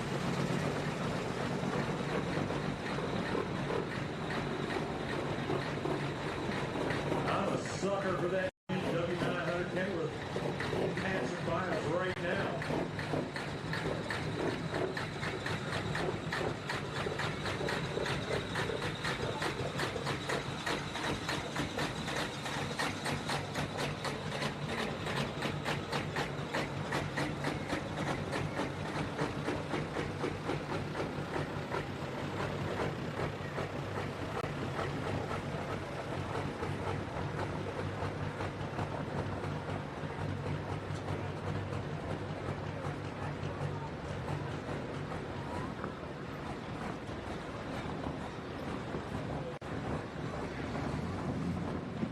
Down there stacking weight in the sled, these hot rod semis coming out here. Limited pro semis. To put those blocks of steel, lead, whatever they are, in the box down there. They weigh approximately 2,000 pounds a piece. And they're stacking them in there. A lot of torque and horsepower coming out. These trucks weighing probably 20,000 pounds. There's a good looking Superliner. I like that Kenworth. My heart belongs to Mac. There goes a big old V8 Mac, 998 cubic inches of Mac Bulldog power. And you can see, you mentioned it, weighing in 20,000 pounds, they do have to run the DOT tires. It's harder for the sled to stop these than it is the multi-engine modifieds. And that's just because of the weight that just provides so much drag associated with it. So I get asked a lot, how much does the sled weigh? The sled weighs about 42,000 pounds, but it's not the weight that does the stopping, it's the drag. The can that you see that is dragging on the ground that has what they call browser bars underneath, it's not a smooth pan under there. That pan has two functions. It will drop to a point and then it trips, which then leans the front end of that pan down in and creates that. When the tractors go out there, then they stop real quick. That's when that, shortly after that pan trips and the browser bars really start digging in to play tractor with it. So there's a couple different ways that it can work on slowing these machines down, but it's a really neat machine involving a lot of technology. Richard Love and his crew did the building on these machines. He says each one cost about $250,000 to build. And that's not really putting a price on the labor of it. They run air-cooled Deutz engines. And it will be very reliable. It's all hydraulically driven. So off of the main pulley of that engine, there's a 6-speed belt that goes on a hydraulic pump that operates pretty much everything associated with it. At the end of the night, they put that pan that's on the bottom right now, they disconnect that, put that on top, and then hook it up to the tractor semi, and go down the road with it to the next show. The cab's in you see on there mostly came off of USA Combine. He has 5 of these sleds now. He's been as high as 6, and he's down to 4. He does building for other people on that as well. He used to teach, Richard Love used to teach in an ag shop at a school out in Scottsdale, Pennsylvania. And now, between Full Productions and Decision Maker Sled, that is now his full-time job. Plus, he said the kids didn't listen to him anyways. I'm making the last part up. San Pico night here at the park. Stop down behind the announcer stand and pick up some great information as to how you can find out if San Pico can improve the value in your operation through efficiency and cleanliness and longer wearing parts and better fuel economy. San Pico has a lot of answers for you, but you have to learn about them, but you don't have to go too far. Right behind the announcer stand, San Pico is here to take care of you.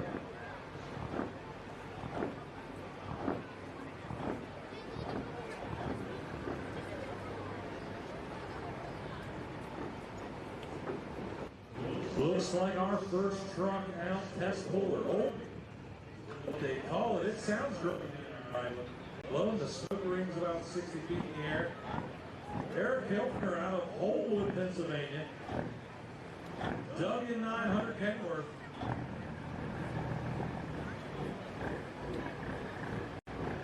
Like we've touched in every class, he is the test puller. He will have the option to drop it if he doesn't like it.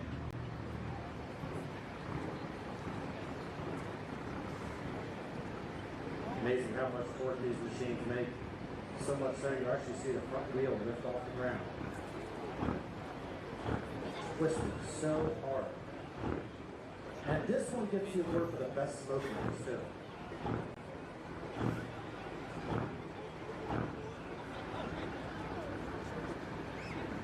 Just like Vin Diesel said, so much torque, the chassis twisted coming off the line.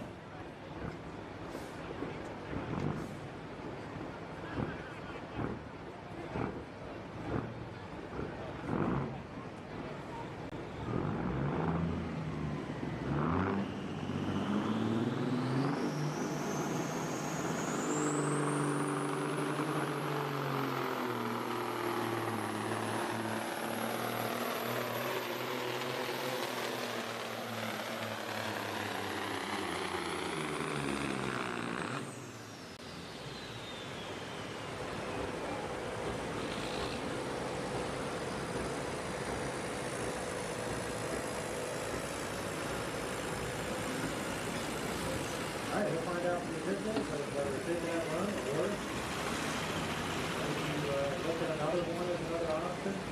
The distance on that pool was 297.58. That's unofficial, right?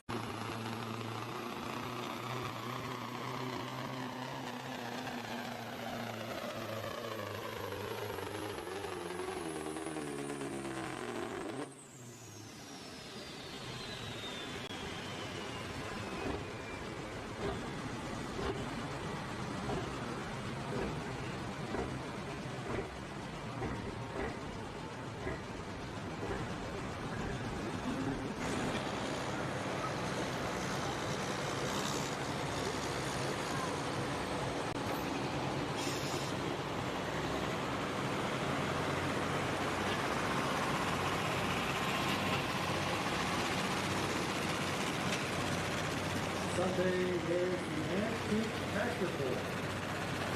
There's a good shot of the Cummins Power logo right there on that old machine.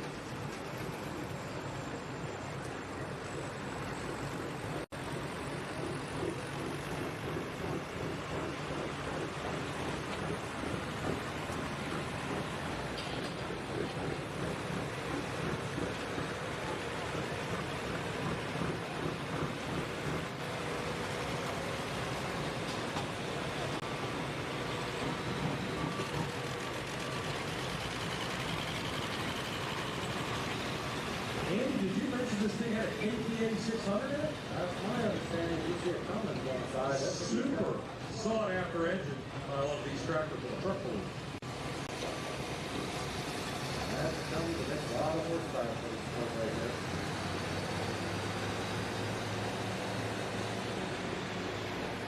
Lieutenant Brady works for Supplemental Truck Service. He does parts department. He's always working over there. I don't know how many times he's run that truck before, but Dave recommends this. Let some of his employees have a hand at it. This is pretty cool. Hey, what a nice boss.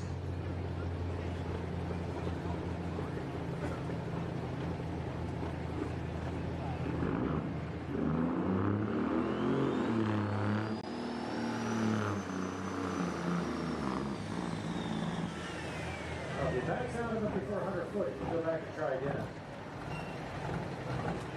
Now, Dan, and don't worry about it. It's not yours. It's like a rental. Think rental. Oh, it is his boss's truck. You don't want no, probably best not. Take job security. Be careful. Yeah, that's a good point.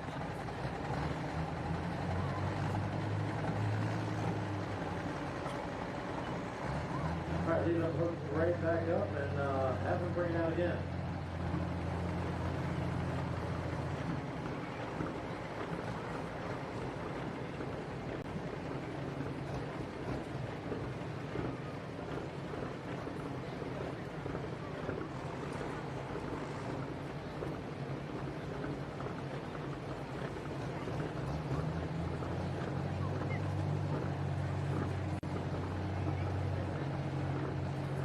His first time in this truck driving this one, so understandable first time out.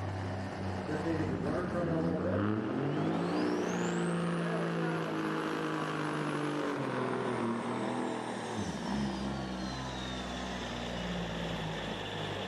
And did the right thing, just stayed on it. That's his final attempt, so get some distance down there. Folks, give a round of applause. Nice job.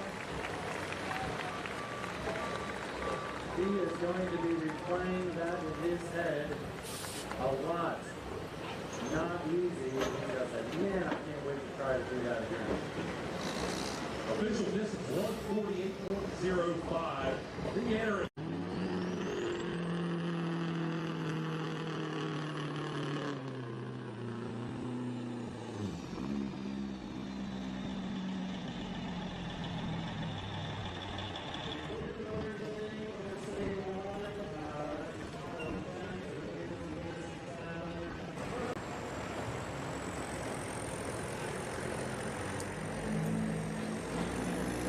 Looks like we got another first time driving.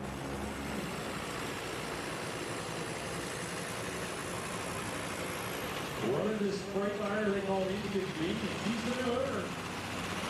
First time hooking the truck. A very long quarter. Yes, sir. Lincoln Wheeler, Ephrata, Pennsylvania. Well, didn't go too far.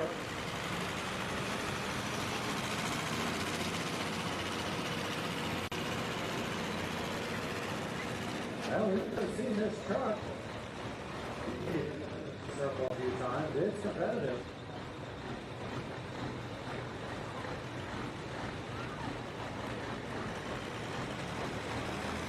Came out of the stables of Gary Farm Repair, who does a lot of work on other people's trucks. And nice operation up there. I know the next truck behind him, the back is black truck. That's camped out there and worked on every time.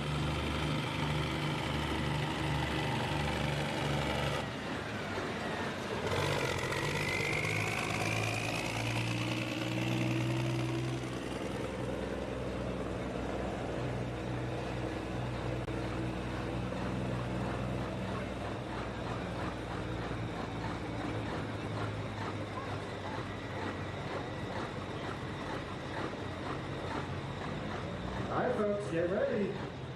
It's his first time, but we're going to wish him luck. He got a lot of coaching to get to this point.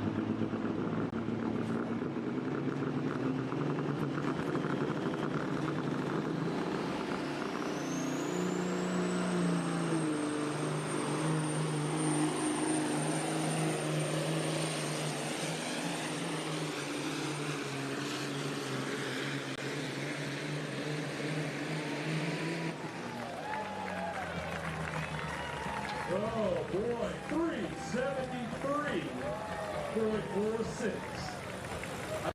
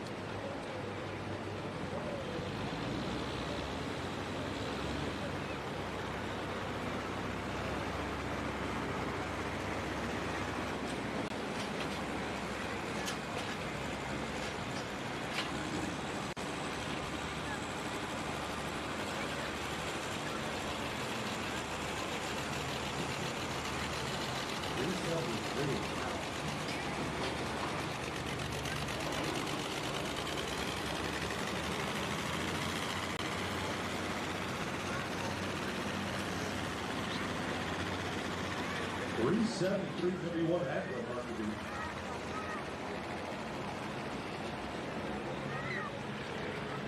Got the Max Superliner coming up next. Albert Brown out of Newtown, PA, the back in black Max. You see this truck around a lot. He makes his way around with this machine to truck shows, truck pulls, and what have you, and on the drag trip. He's the only guy who's going to be involved. That's right. And everybody needs some entrance music.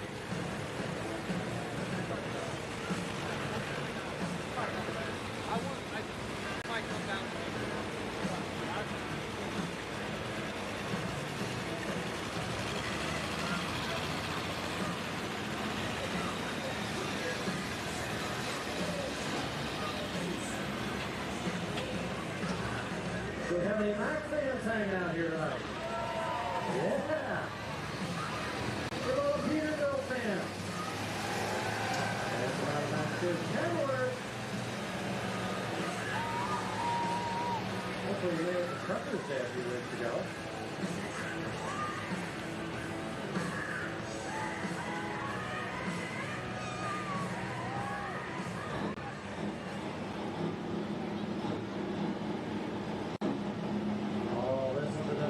Ground. The little dog's about to be cut loose off the leash.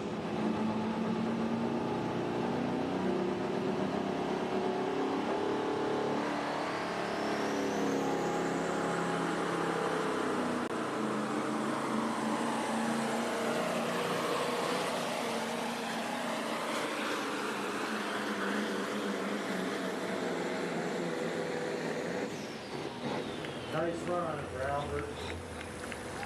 341.44 for the Bulldog Max.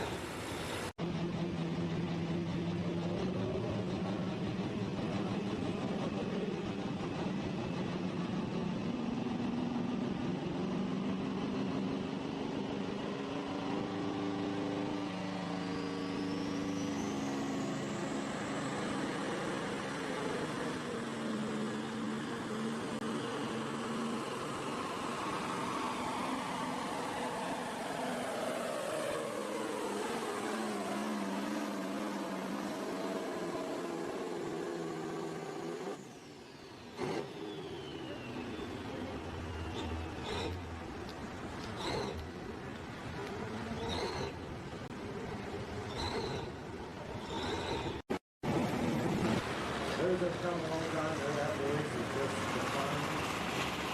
Really like it's fun time.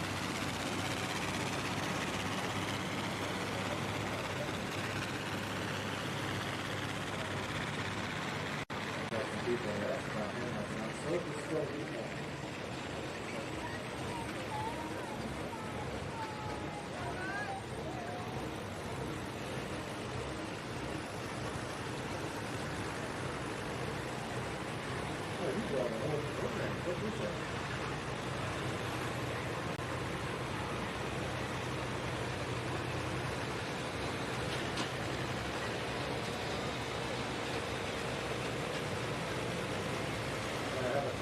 Program up here, and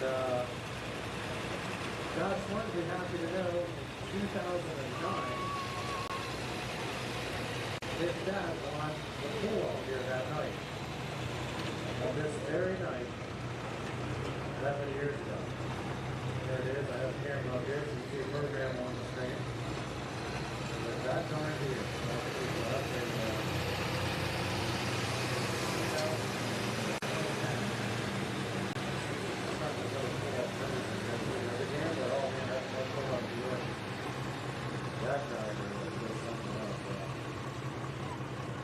there's the semi-pools we had here. This is like the sled style. Oh yeah, that's pretty cool. Down on the track, Dave Green. He's running the pressure time, Peterbilt. What a This truck runs good.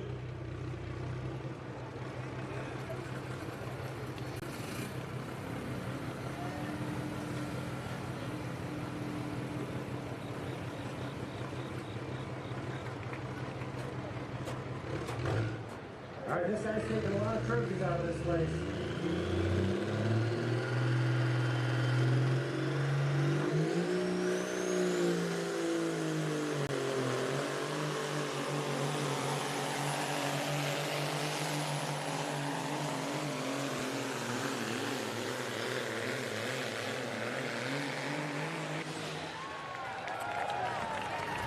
Oh my goodness. Mark to beat. It's 373. How far to go? You got the distance. I got the distance over here, 393.92. You know, girls back to the shop the way he was going there. 32.6 miles per hour. I thought he was slower than that on the way here.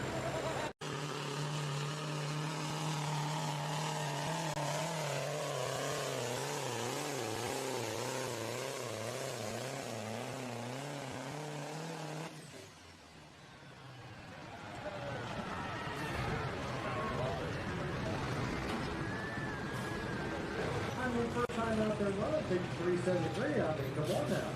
That is really, really good by Lyndon Weaver.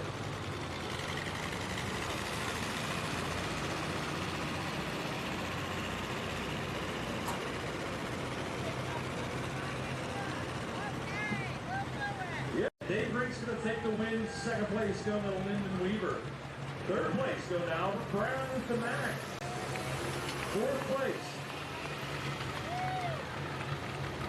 Eric Giltner, an old Grubby, and fifth place going to Gannon Grady in the nonsense Kenworth.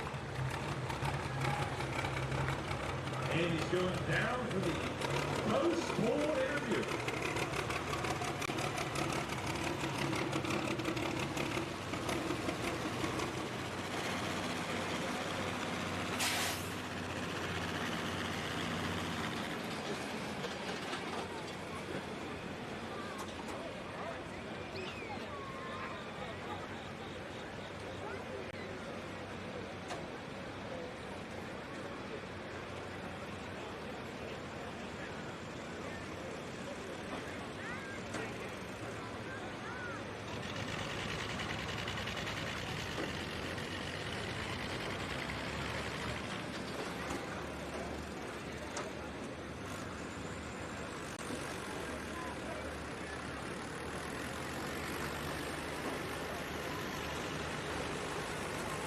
A Buckron, he's getting his trophy right now.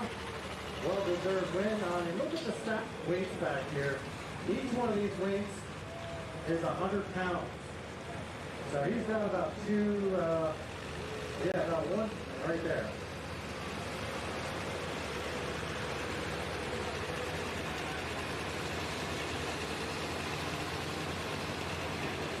How you doing, Dave? Good to see you with the Coffee First Show. He said, I know you're just a humble man hoping the truck just holds together. I know you said your goal the other night was just to be able to drive it back to the shop, neighboring the property. So, yeah, there you go.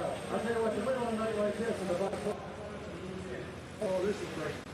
Down track. You're a very nice facility, perfect track, good sled. It's terrific announce all about that. Oh, well, thank you. Oh, this stop it. I know you got some of your employees and some of your family up here hanging out. I know they're very important to you as well. Yeah, I said, yep, very important. Yeah, my wife Mary, my house, she puts up with all this, what she does. And my sons, Jeremy and Brian, and all the guys at the shop, everybody chips in and helps out, and it's a team effort. I know it's a team effort. I know I was at your shop this year, gave you a tour a few weeks ago, and I know some of the turbochargers from your trucks were already on the stand, they were getting turned, so it's not just turnkey at the end of the night to try and move it here. There's a lot of work going into this, that's all. We enjoy every minute of it. Really impressive. Great competition, a great win for you, Dave. Congratulations. Dave Green. Congratulations, Dave, and your family crew up there. All right, let me give you a tour of some of these two-wheel drives. Let me take this camera for a moment, if I may. I got to show you all some things here. Now, in this two-wheel drive, Mostly supercharged Brad Anderson prepared engines. I'm going to take you up to this one. It's the most unique one. Trent Best has this one. This truck, this has been pulling on here for a long time. No superchargers. What you have here is turbochargers that feed into here. So this is something very unique on this engine, that he feeds this thing with turbochargers. And Trent, he has been here for a long time, and he's always experimenting with this. He's been ruining a lot of turbochargers over the last few years, but he just converted them over to a ball bearing instead of running just a regular sleeve floating oil side.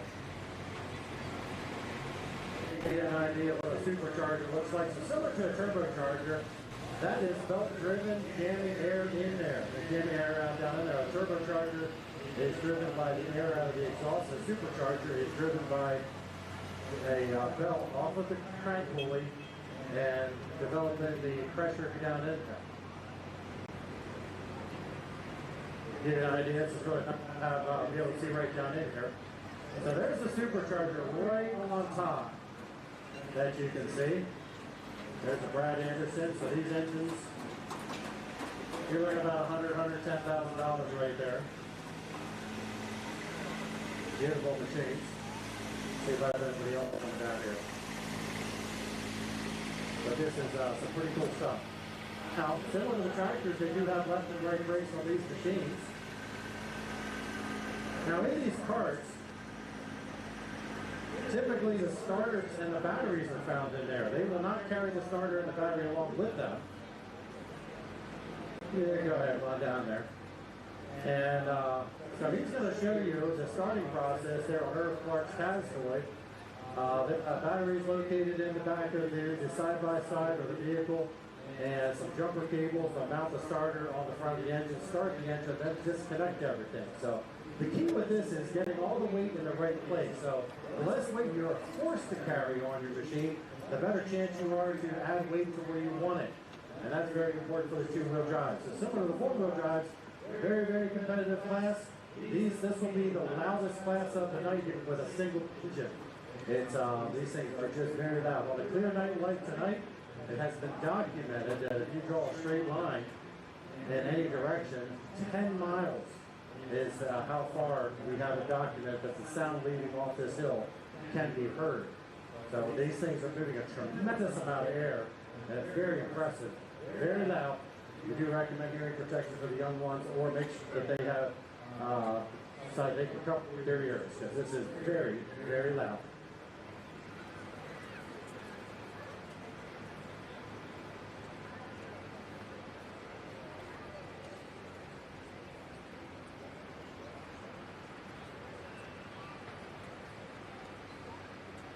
Somebody wants your autograph. Oh, please go.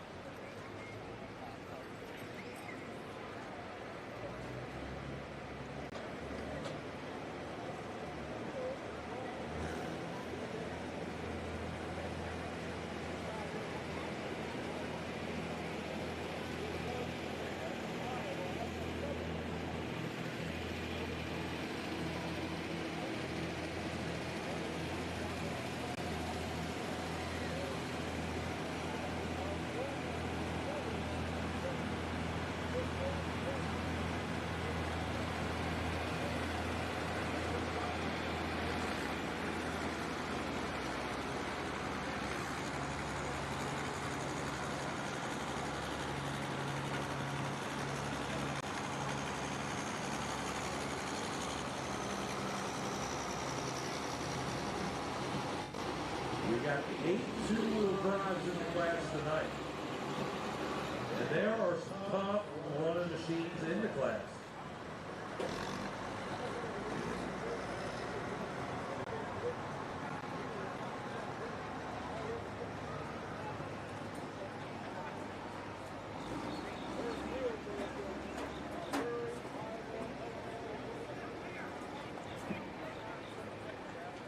Irv Clark, Trent Best, Steve Wilson, the first 3 pullers in the class. And it's all mixed of Chevy and Fords. No Dodges in the two-wheel drive class this evening. Does that go back to that motor car motor off pavement after racing? That could be. Just curious. I'm going to get beaten off of this, aren't I? I'm sorry, email these days.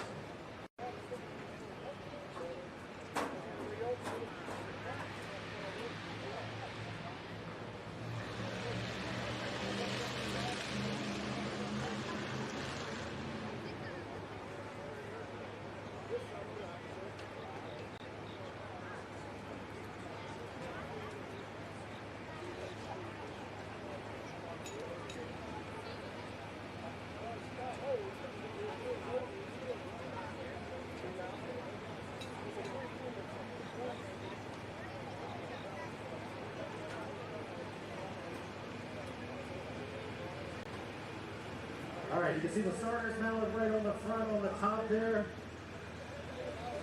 And they're holding on to it to pull off and on the engine fire. Disconnect the cable, pull the starter off.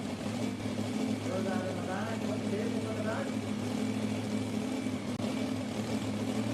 And put the lid down.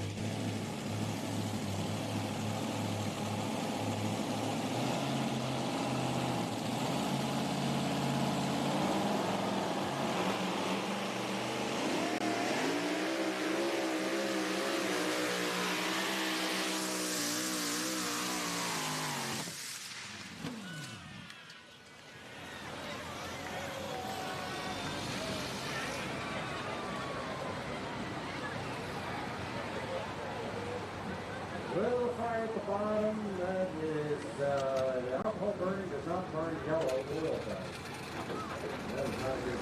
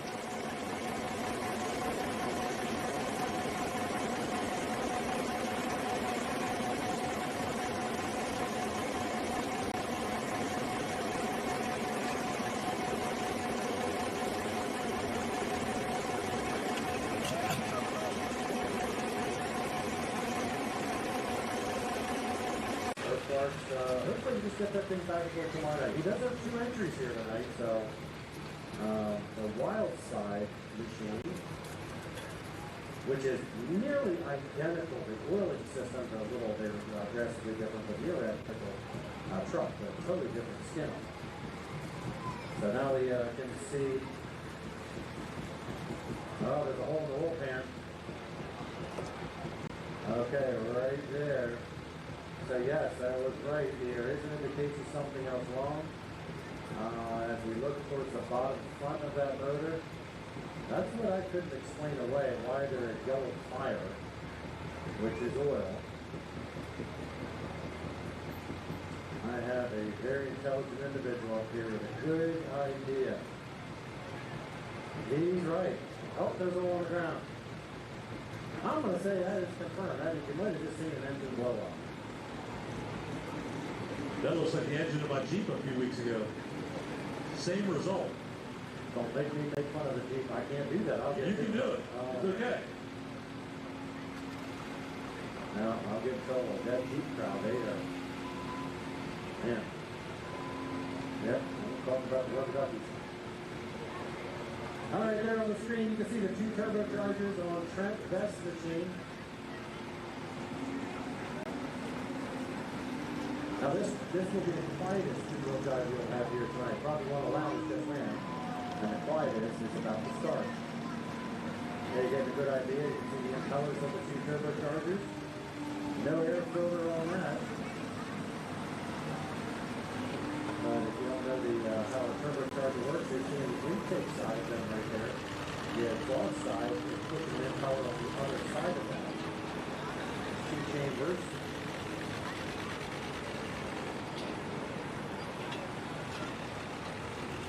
And you can see the tubes coming off those turbochargers going right to the center and to the top of that engine, pushing air in down to that intake. And then injectors will feed the fuel. So it's a unique design. Now Trent's had all kinds of different ideas and things they're trying to get this thing to work over the years.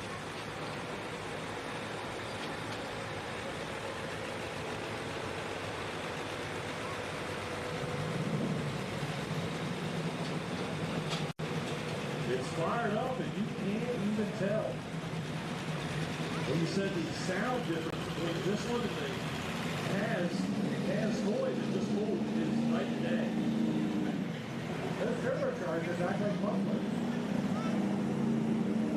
You can't really hear them, but when it gets the RPM up, you'll hear the whining sound of that.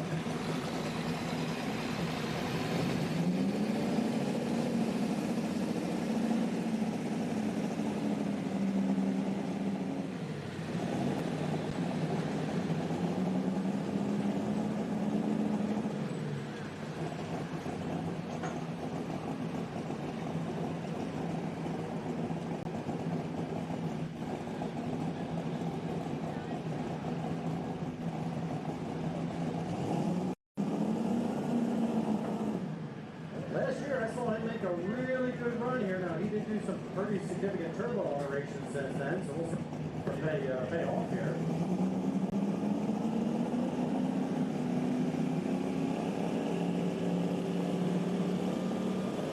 Hear those turbochargers building up.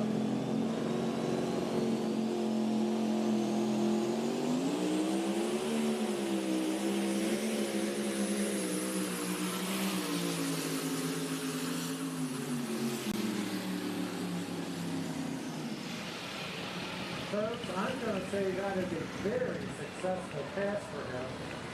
For many years, I have seen that thing come out and die at 150 foot. But mission accomplished. He took that machine. I'll tell you, that is so unique. I mean, it's just not something he's going to spend 100,000 on for a big motor. He did it all himself. And it doesn't have the latest and greatest of part of it at all.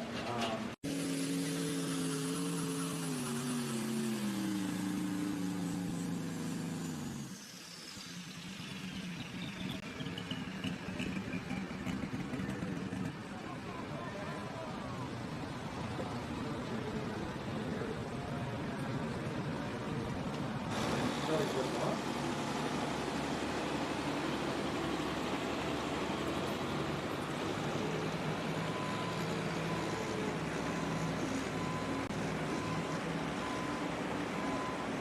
Yeah.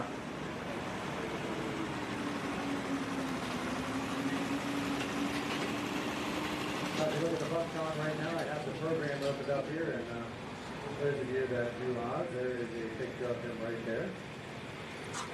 Now it's here for many years, and he used to pull here. There he is pulling. So he pulled on a very track, modified tractor back in the late 70s. And then they were short of announcers, so he started just to fill in, and it lasted for, my goodness, 30 years. Long time. So, yeah, pretty cool. I'm fun looking at this whole program.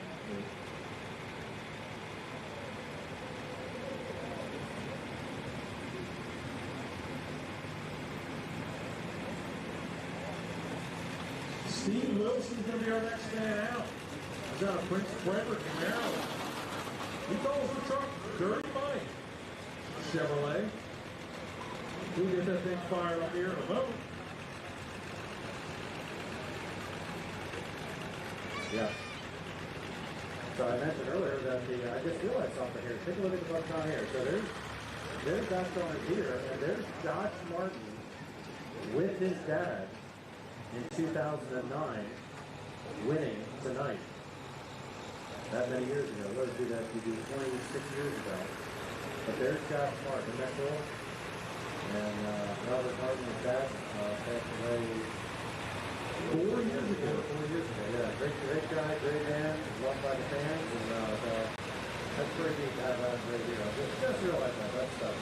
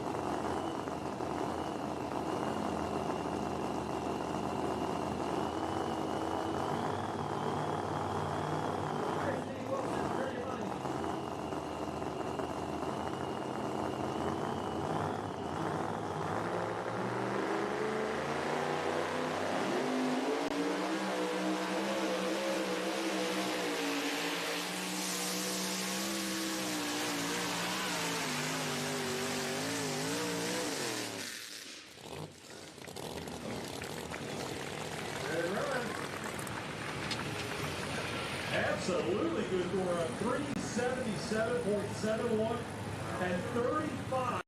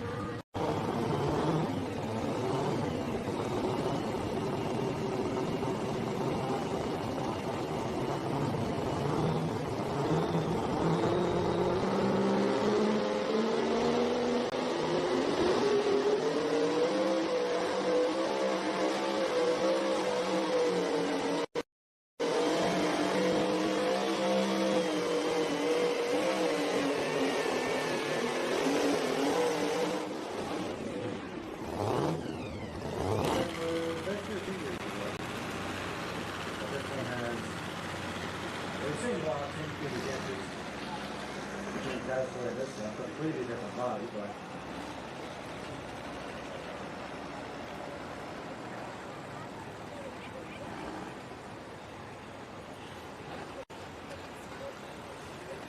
I was asking him, how much oil does this take? We will put on board between what's in the pan as well as what's in the reserve. And that's the tank on the left side of it. Not by the right side, I believe. About 18 quarts of oil.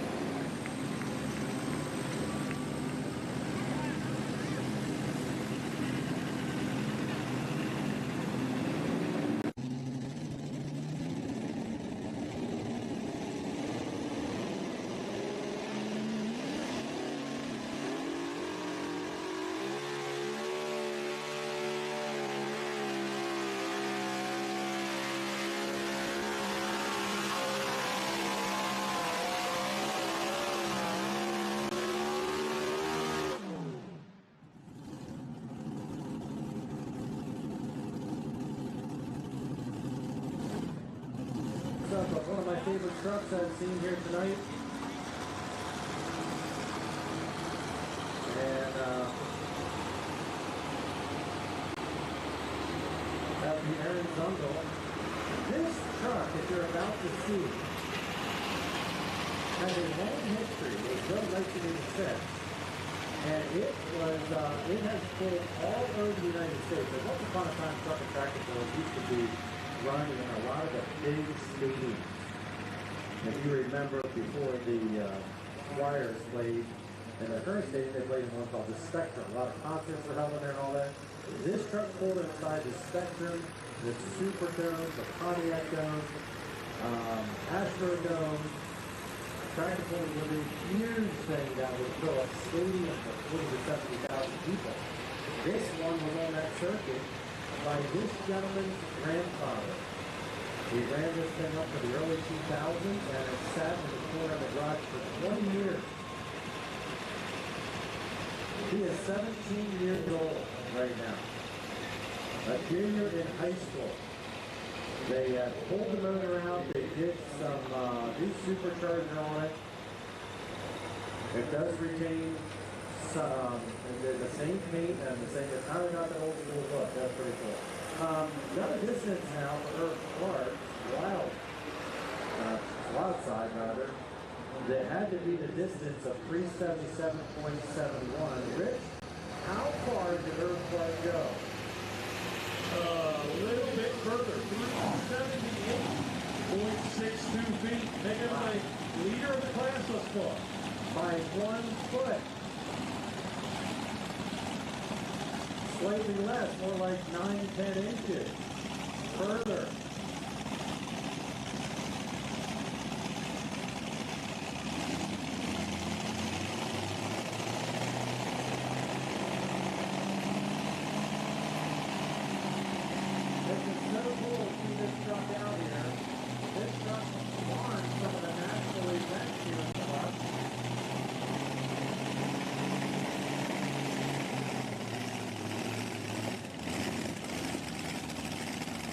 Check that out, folks. That is really cool. If you go back to the history book of tractor pulling,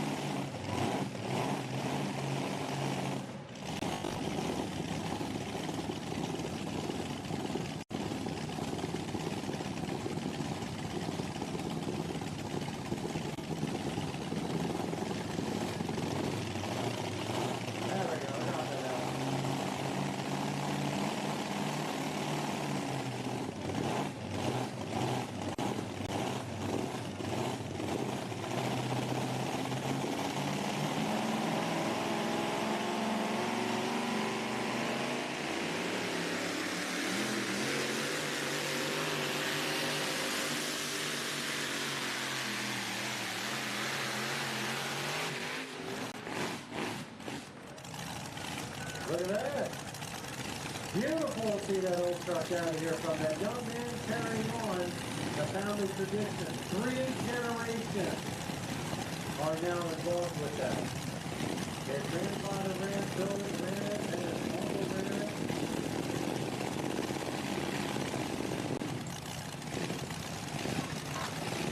Official distance 292.66 for the Steel City Shaker, 292.66. I don't know, Stat, if you went onto YouTube and looked up the old tractor pullers videos from the late 80s, you could probably find this thing on video back when they were major sponsors with all these guys. They're beer sponsors, chewing tobacco sponsors. Oh, yeah. Bob Whitgrader is here with his single-engine modified panel truck, but it's actually in pieces right now. He's something wrong with it, but the old red truck. I forget what year that thing is, but that used to be the Copenhagen truck. Big Copenhagen truck. Yeah.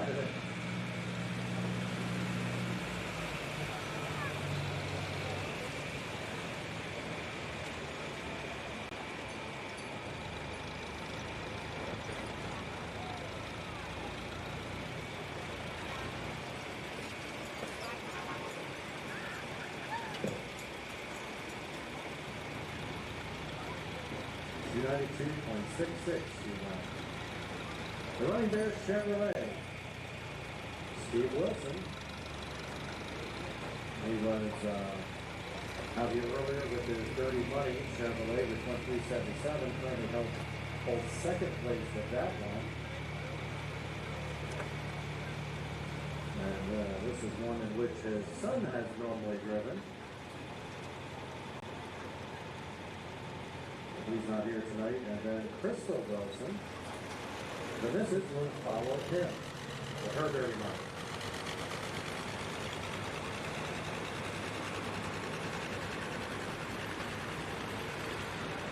But we're playing Steel City Shaker. They are planning on talking to founders beforehand. They're planning on building one and putting a new Chevy body on that one. So they'll have kind of the old original and the new one. So we look forward to that. If that does happen, the town will be able to do that.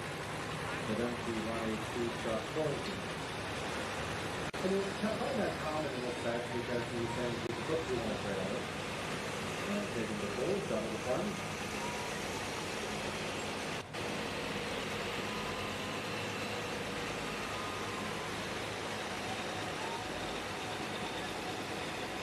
Here's a good example of a fiberglass body. You can see how kind of flimsy it is compared to a steel body. And the Steel City Shaker is running a true S10 steel body.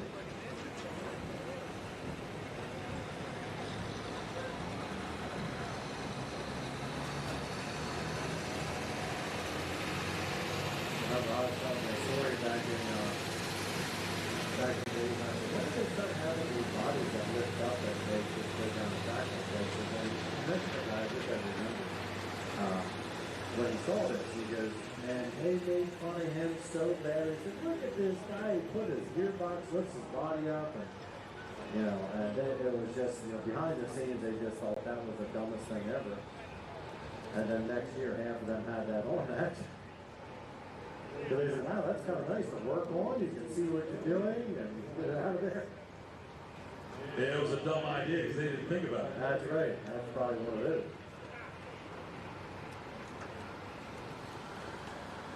All right, I'll start with mine.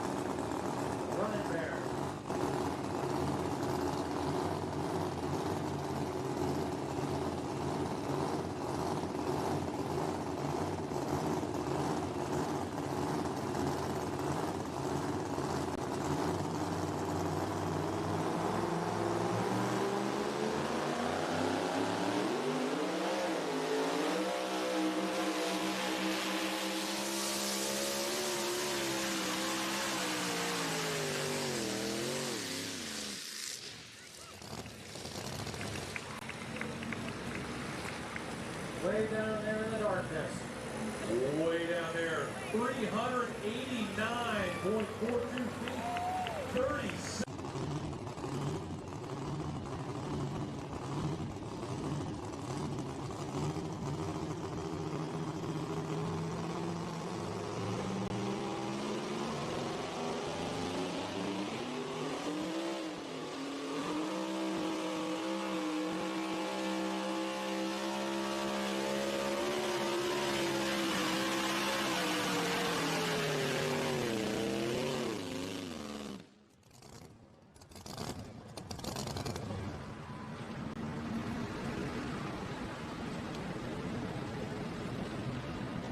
Testament.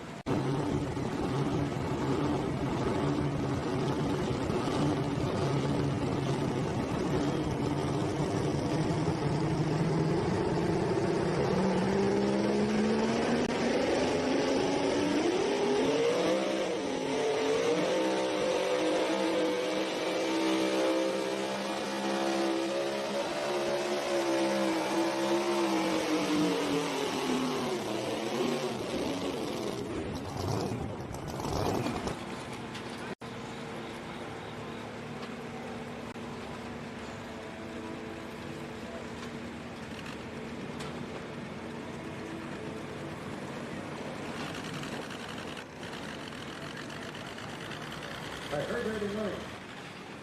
Crystal Wilson. Got the stars hooked up.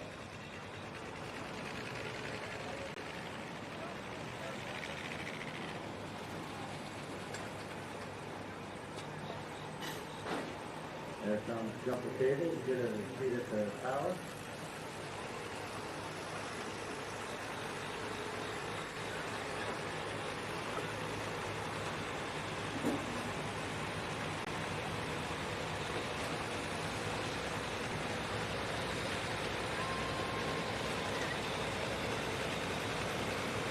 Boy, they moving some weight to the front really quick.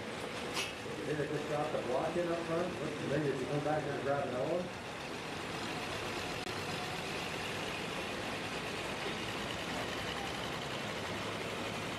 I think there's a 50-pound block he's moving there.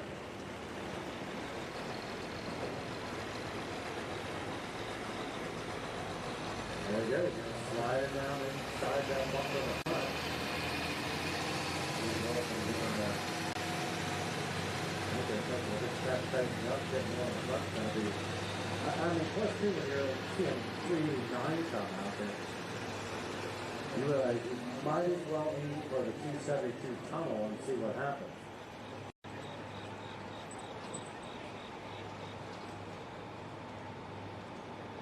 Oh, yeah, no, it's not an electric vehicle. No, no.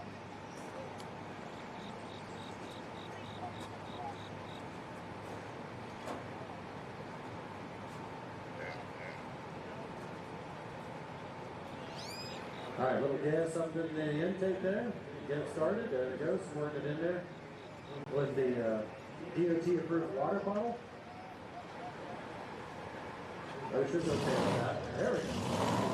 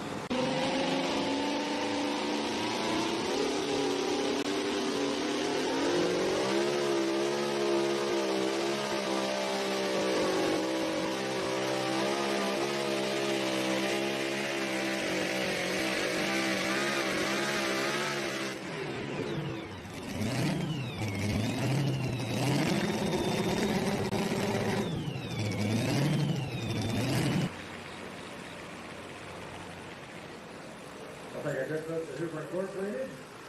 Lots of locations for agricultural needs. We're on the voters and the field as well. Hoover.com. Maximizing productivity.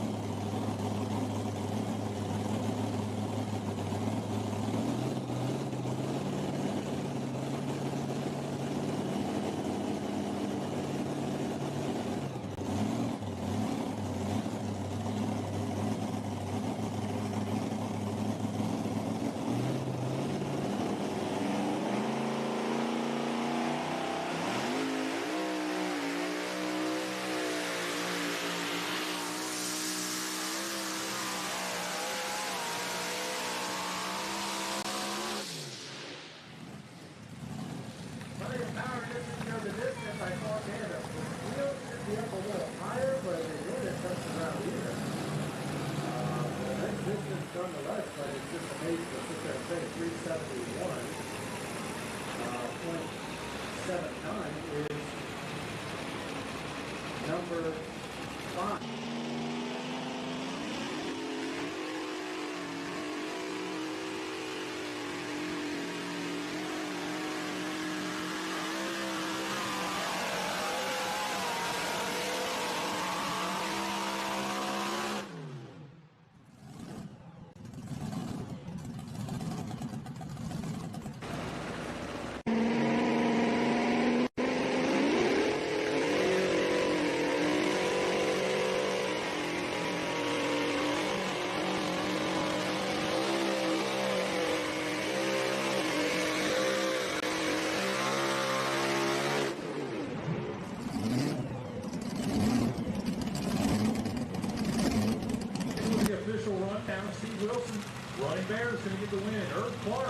Second.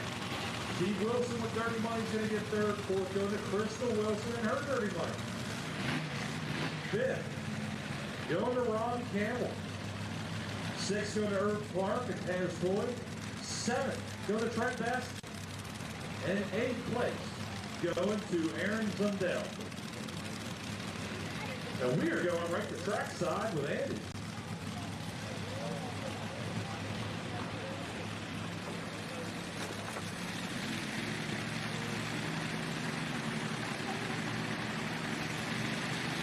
One class left after this, the modified class. You guys are going to make some noise also.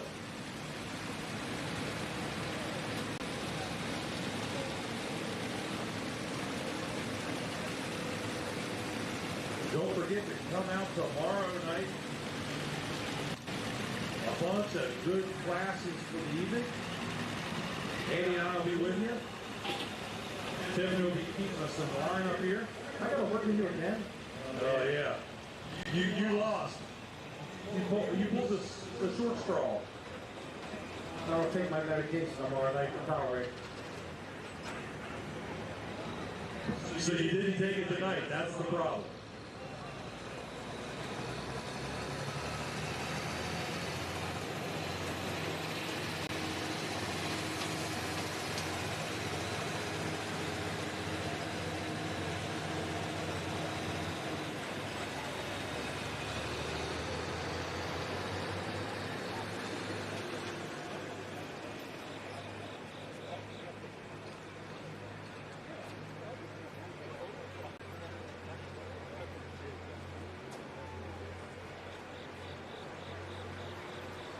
Hey folks, we've got a lot more events here for the remainder of the season. So we do have a Buck schedule coming out here. I think we still have some of the merchandise stand, but online buckmotorsports.com. Herb Clark is out here helping his friends out. This is cool. Look at this. We'll talk to him after we get the winner out here and find out how he is. Usually we put your wife down here. She's usually, I think she probably won more than you did. And, but I tell you what, Steve Wilson down here trackside with him. Once again, a great class of competitors here with two-wheel drive. And they're coming out front. That's got, how do you feel about that? I'm just taking the dip. I just put the motor together today. Is that right? Well, somebody knows how to build a motor, and that was you. Well, I tell you what, a lot of guys that are going to do some breakage this year. You saw Herb with his breakage. I know he's friends of yours, and he actually gave you a lift over there. And so I know this two-wheel drive team, you know, the classic guys, everybody helps out one another. We do. I treat him like a brother, you know. So I can put stuff on the rebuild for him, give him a motor, and back on the track side and all this. Very nice. Now, is it going to be a long ride home for you now that you, I don't want to say you beat your wife, because somebody's going to cut that out and make that say, you know, say, yeah, Steve beats his wife. Now, just on the track we're referring to here, but nice run there. I saw you moving some weights to the front, and I mentioned, I was like, I don't know if he wishes he would have done that. Now, tell us a little bit about that strategy there. Well, I normally beat myself when I do that, but she ain't gonna let out of it. It's been down real well. So. Is that right? Usually that's how it works. Because you're the one fixing it, I take it. They run hard. So my son's got a drag truck, and we took it out this summer, and I did better. And he says, "Why is that, Dad?" I said, "I'd rather drive it than drive myself." Is that right? Like it's a rental, right? Ladies and gentlemen, the Wilson family is the long supporters of the Buck. We love them. We really appreciate them and their family. Congratulations. Anybody else you want to thank here? Because I know it's a big team back behind you. I got to thank the family and Herb Clark and everybody else. Nice, nice. Well, once again, the Wilson family. Congratulations, Steve. Nice job. Very nice job. Let's see what happened to Herb's truck. Do we have time with this? Herb, the Taz toy. Not, whenever I see yellow fire underneath an engine, that's not real good. What happened to Taz? Well, that was the burst panel when we saw the fire, but it apparently launched the ride through the oil pan. Not good. That's part of it. So that was the oil mess down there, and there was bearing material and such on the track. So unfortunately, we won't be seeing that one tomorrow night. Not good, because I know you went through the same thing with the other truck a couple years ago, if I remember right. So it's just, I guess this is the truck's telling you it's time to rebuild the engine. It's time. It's time. That's the one that's in need of having it looked at. I'll tell you what, you gotta have a good attitude even when it's expensive out here. And Herb, I know you and the Wilsons really represent keeping your head up and keep going. That's right. Congrats to Steve tonight. Well earned. Nice job. All right, let's give her a round of applause. The Wilsons, nice job. Great competitors. Always smiling.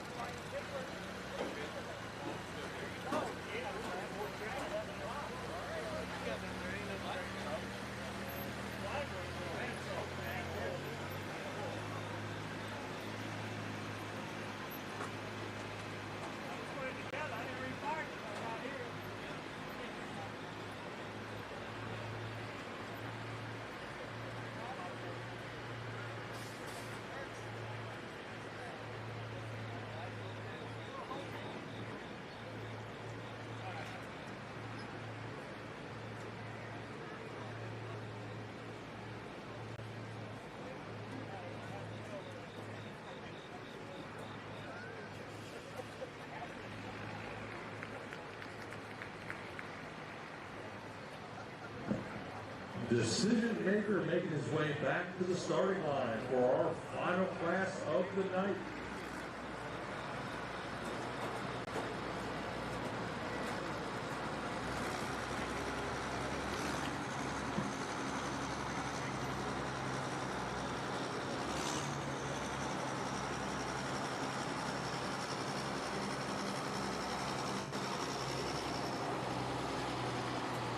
Hopefully you are able to come back tomorrow night. We do expect even, let's say, that 3 or 4 more tractor classes. The interstate guys starting to come in.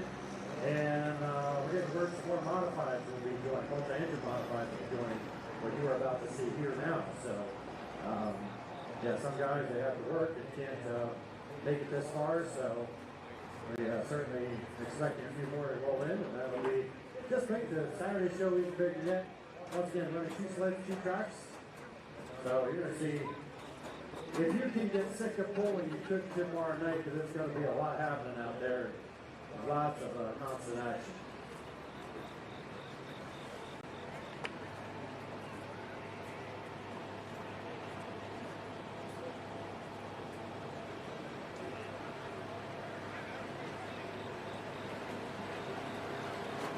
Here comes Blue Thunder. 3-engine one right here. I don't understand they have to. Is this the one they have to pop start too? Usually they start one engine and then throw clutches to start the other two. So I'm not sure why they have to do that. Maybe a brake gear is bad on the starting engine, or the starter died. And they don't sell them at Pep Boys or Advanced Auto or Riley's. Very special starters. Pep Boys don't sell parts anymore. That's right. Yeah, I can't use Pep Boys like that.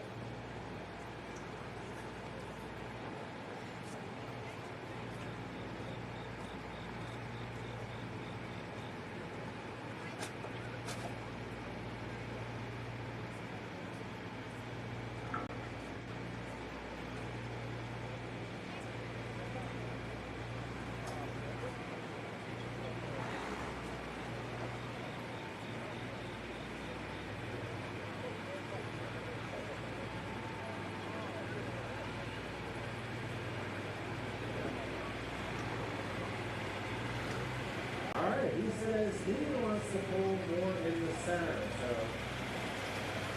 they caught me doing driving on the 6-8 Legged Lights for a while, back on the end. We get way down the hill. We got 2-wheel drives about. How about take 3 2-wheel drive engines and mount them in a tractor? That's what you get to the next one. Bob Whittenbrader, always love to see him. He's got one of the oldest builds here. It's a 1-engine, 1,710 cubic inches, Allison aircraft engine. That one's got a little supercharger on there. So that is a World War II engine that was developed back in the 30s with General Motors, and they ran those engines in tanks all the way up to airplanes.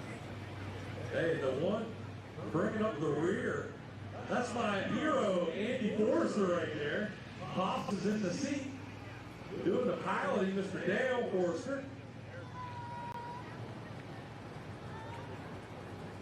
Yeah, they're going to do the hot start on Blue Thunder right now.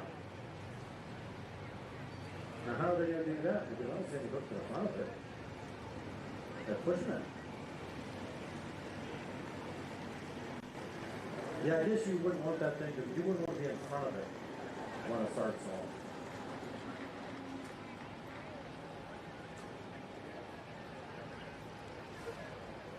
Now, if you've never seen this before, I mean, I don't know how many thousands of horsepower this is. What would it be? I was going to guess 5,000. Richard guessed 6,000.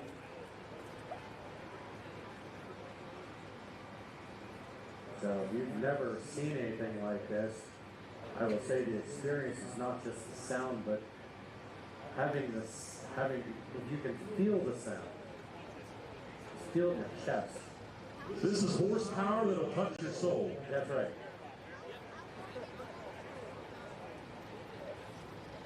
This is why they don't put developments on top of this hill, right here.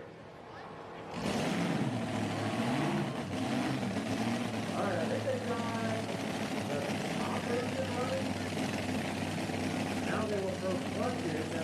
other two.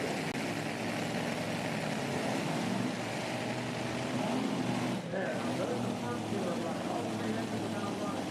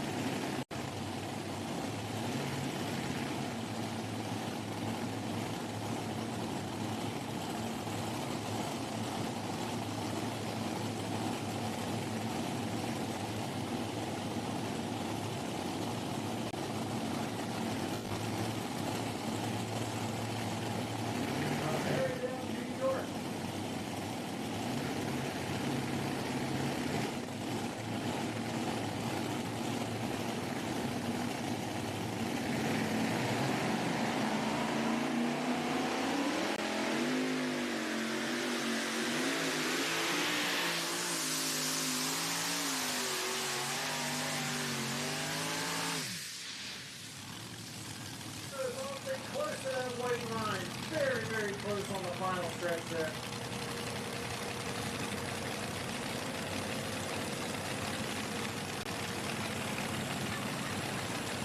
.11. 344.11 to the Blue Thunder.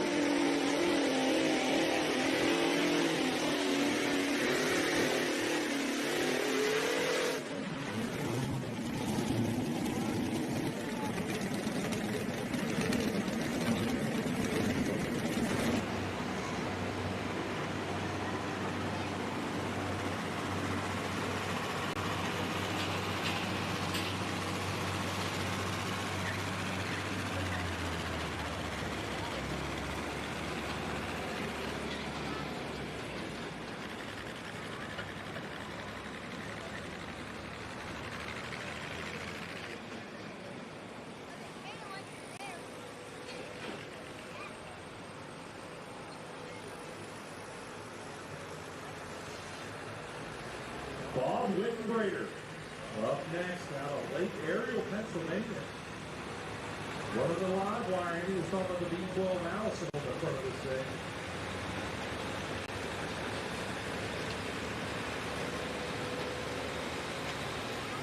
All right, we're hearing that Blue Thunder is going to drop and come back at the end. As a test score, they're the only one with that option. They might as well. So we will see that again. So if they're disqualified, they're the only ones with that option. That's a test score. Wisely done.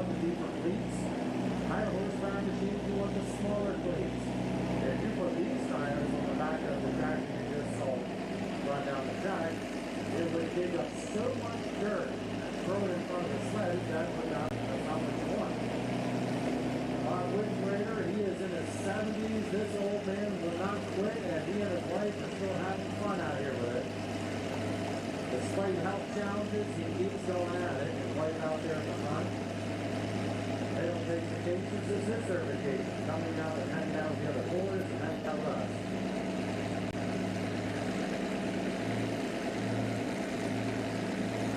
Always love seeing his mountain truck. But not here this weekend due to mechanical issues with that.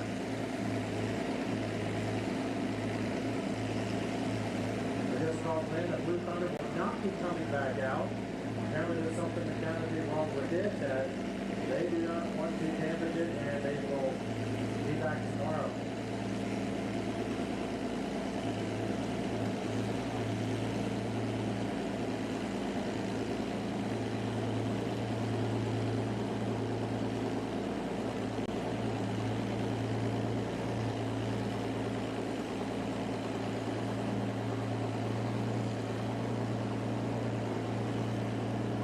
This engine is not loud at all. It's not a high RPM machine either.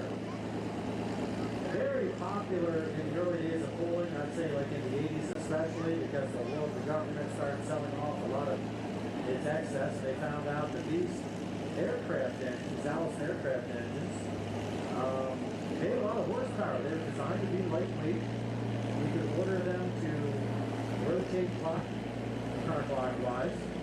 1,710 cubic inches, 42 smart plugs per cylinder, 4 valves per cylinder, which is very modern. That's pretty much standard today.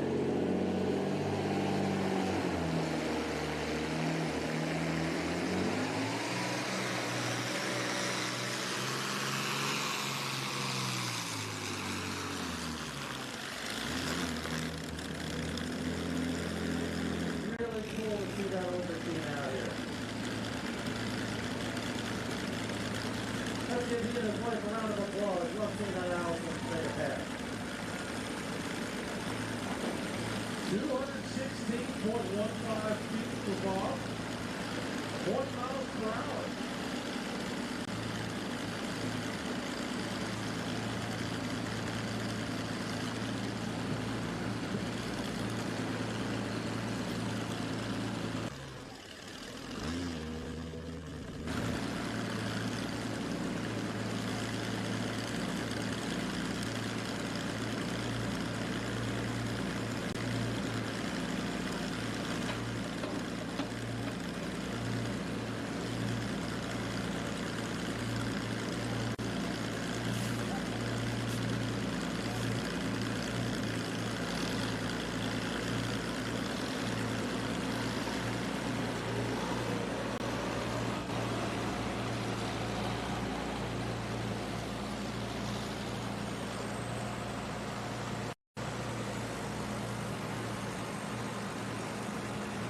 I'll have you turn your attention up to the butt drive.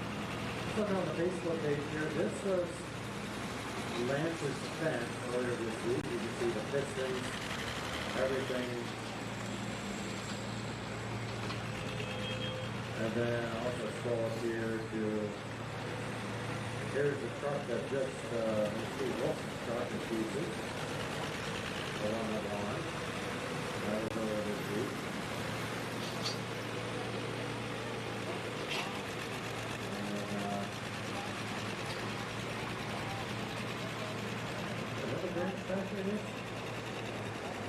Yeah, I just thought that was a loose count. Okay. So yeah, this is pretty cool just to kind of show you everybody out there that's getting ready and there for it. I'm just kind of showing on Facebook page. There, that's how you jammed in a. That is this tractor near the trailer there off to the right.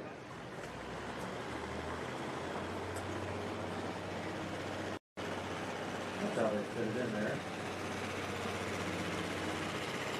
Not too much room in there, is there? Look at those tires. Oh, it's got to lube them up to slide them in there. Yeah. So the Thunder getting cleaned off. Preparation for coming to the show. We saw him out here earlier. That's kind of give you an idea of some of the behind the scenes that the Trollers are excited to be here. There's the horses and the fittings. Nut case and nut case right behind there. Just in the back right there. So.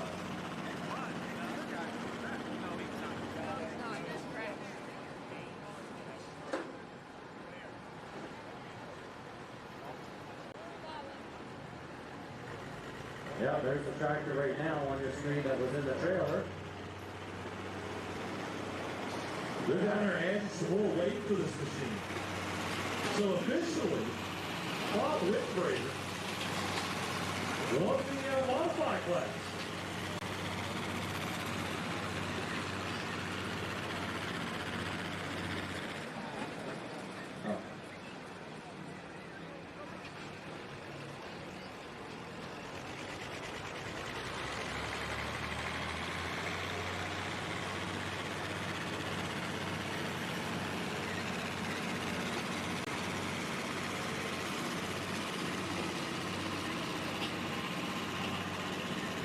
Everything up for the picture of the 3 machine.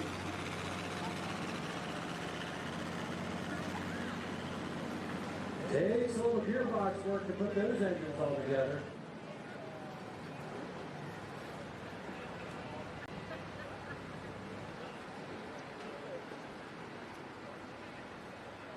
I'd love to build something like that with 4 engines. The only problem is it would cause me to get a divorce and then I'd be down to 2 engines. But I would still have 2 engines, yeah.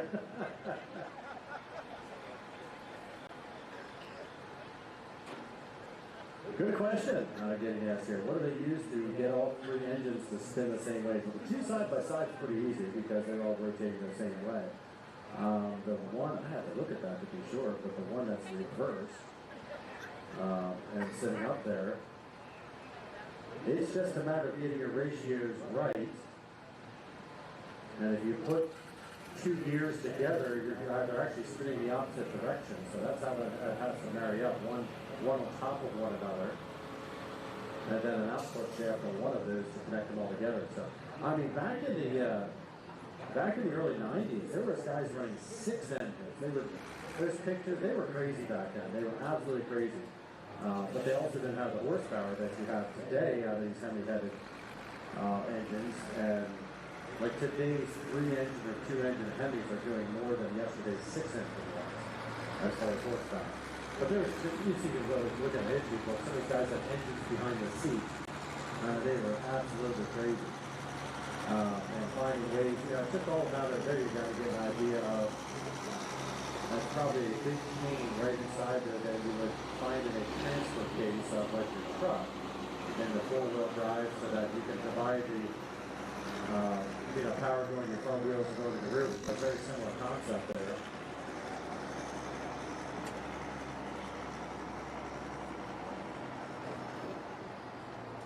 But it's a lot of work, no doubt about it, and a lot of customization. You guys coming back tomorrow night, I hope. Thanks for stopping out. We appreciate you all. Get ready to have your eardrums tickle. That's not something I ever heard anybody wanting to do.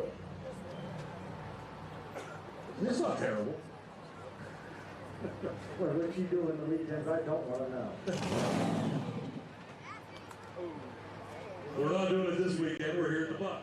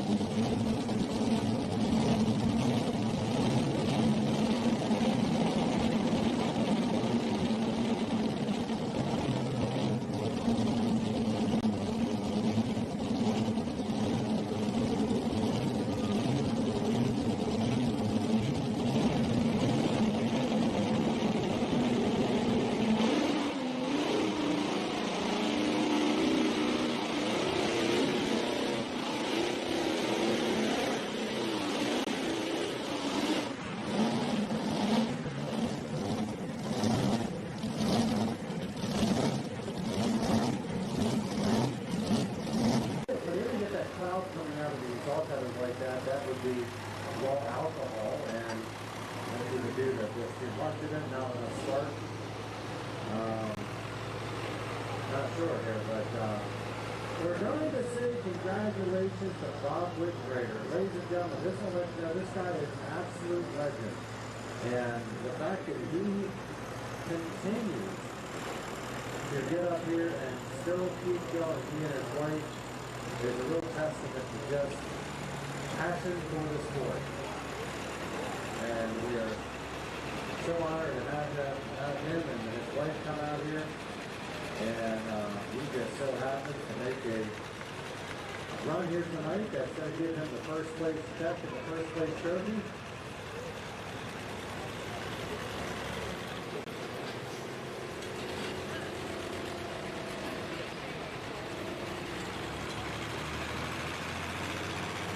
As you're walking out here tonight, let's give him a round of applause. I want him to hear every handshake in here. Gather any hand up we have in here. I don't remember his wife's name. I know her maiden name was a Grove. That's all I remember about her. I got that right then. She knows I'm talking about her. But there he is. We're going to get the photo and the trophy. This is really fantastic photo. But folks, we hope, call some people up. We think tomorrow's going to be a lot bigger. We want Pulling to remain strong here at the front. We hope that what you saw here tonight shows that Pulling is very important to us, and the heritage of what is done here tonight will live on for a long time. But we certainly would love if you could spread the word about the efforts here to show the horsepower. And it's only going to expand tomorrow night, but more classes, more tractors and trucks rolling in as we're just going to keep on turning up the horsepower. But of course, don't forget, on Sunday, the NG Tractor Pull will be taking place here. And that's going to be a lot of fun, as that will give us an opportunity to showcase some of the heritage tractors. You'll see farm-ball ends, the 460s out here, and 730s pulling. It's going to be a lot of fun. So tell the NG Tractor Puller friends and family of yours that Sunday will be a fantastic day to come and go. And all the money raised that day goes to benefit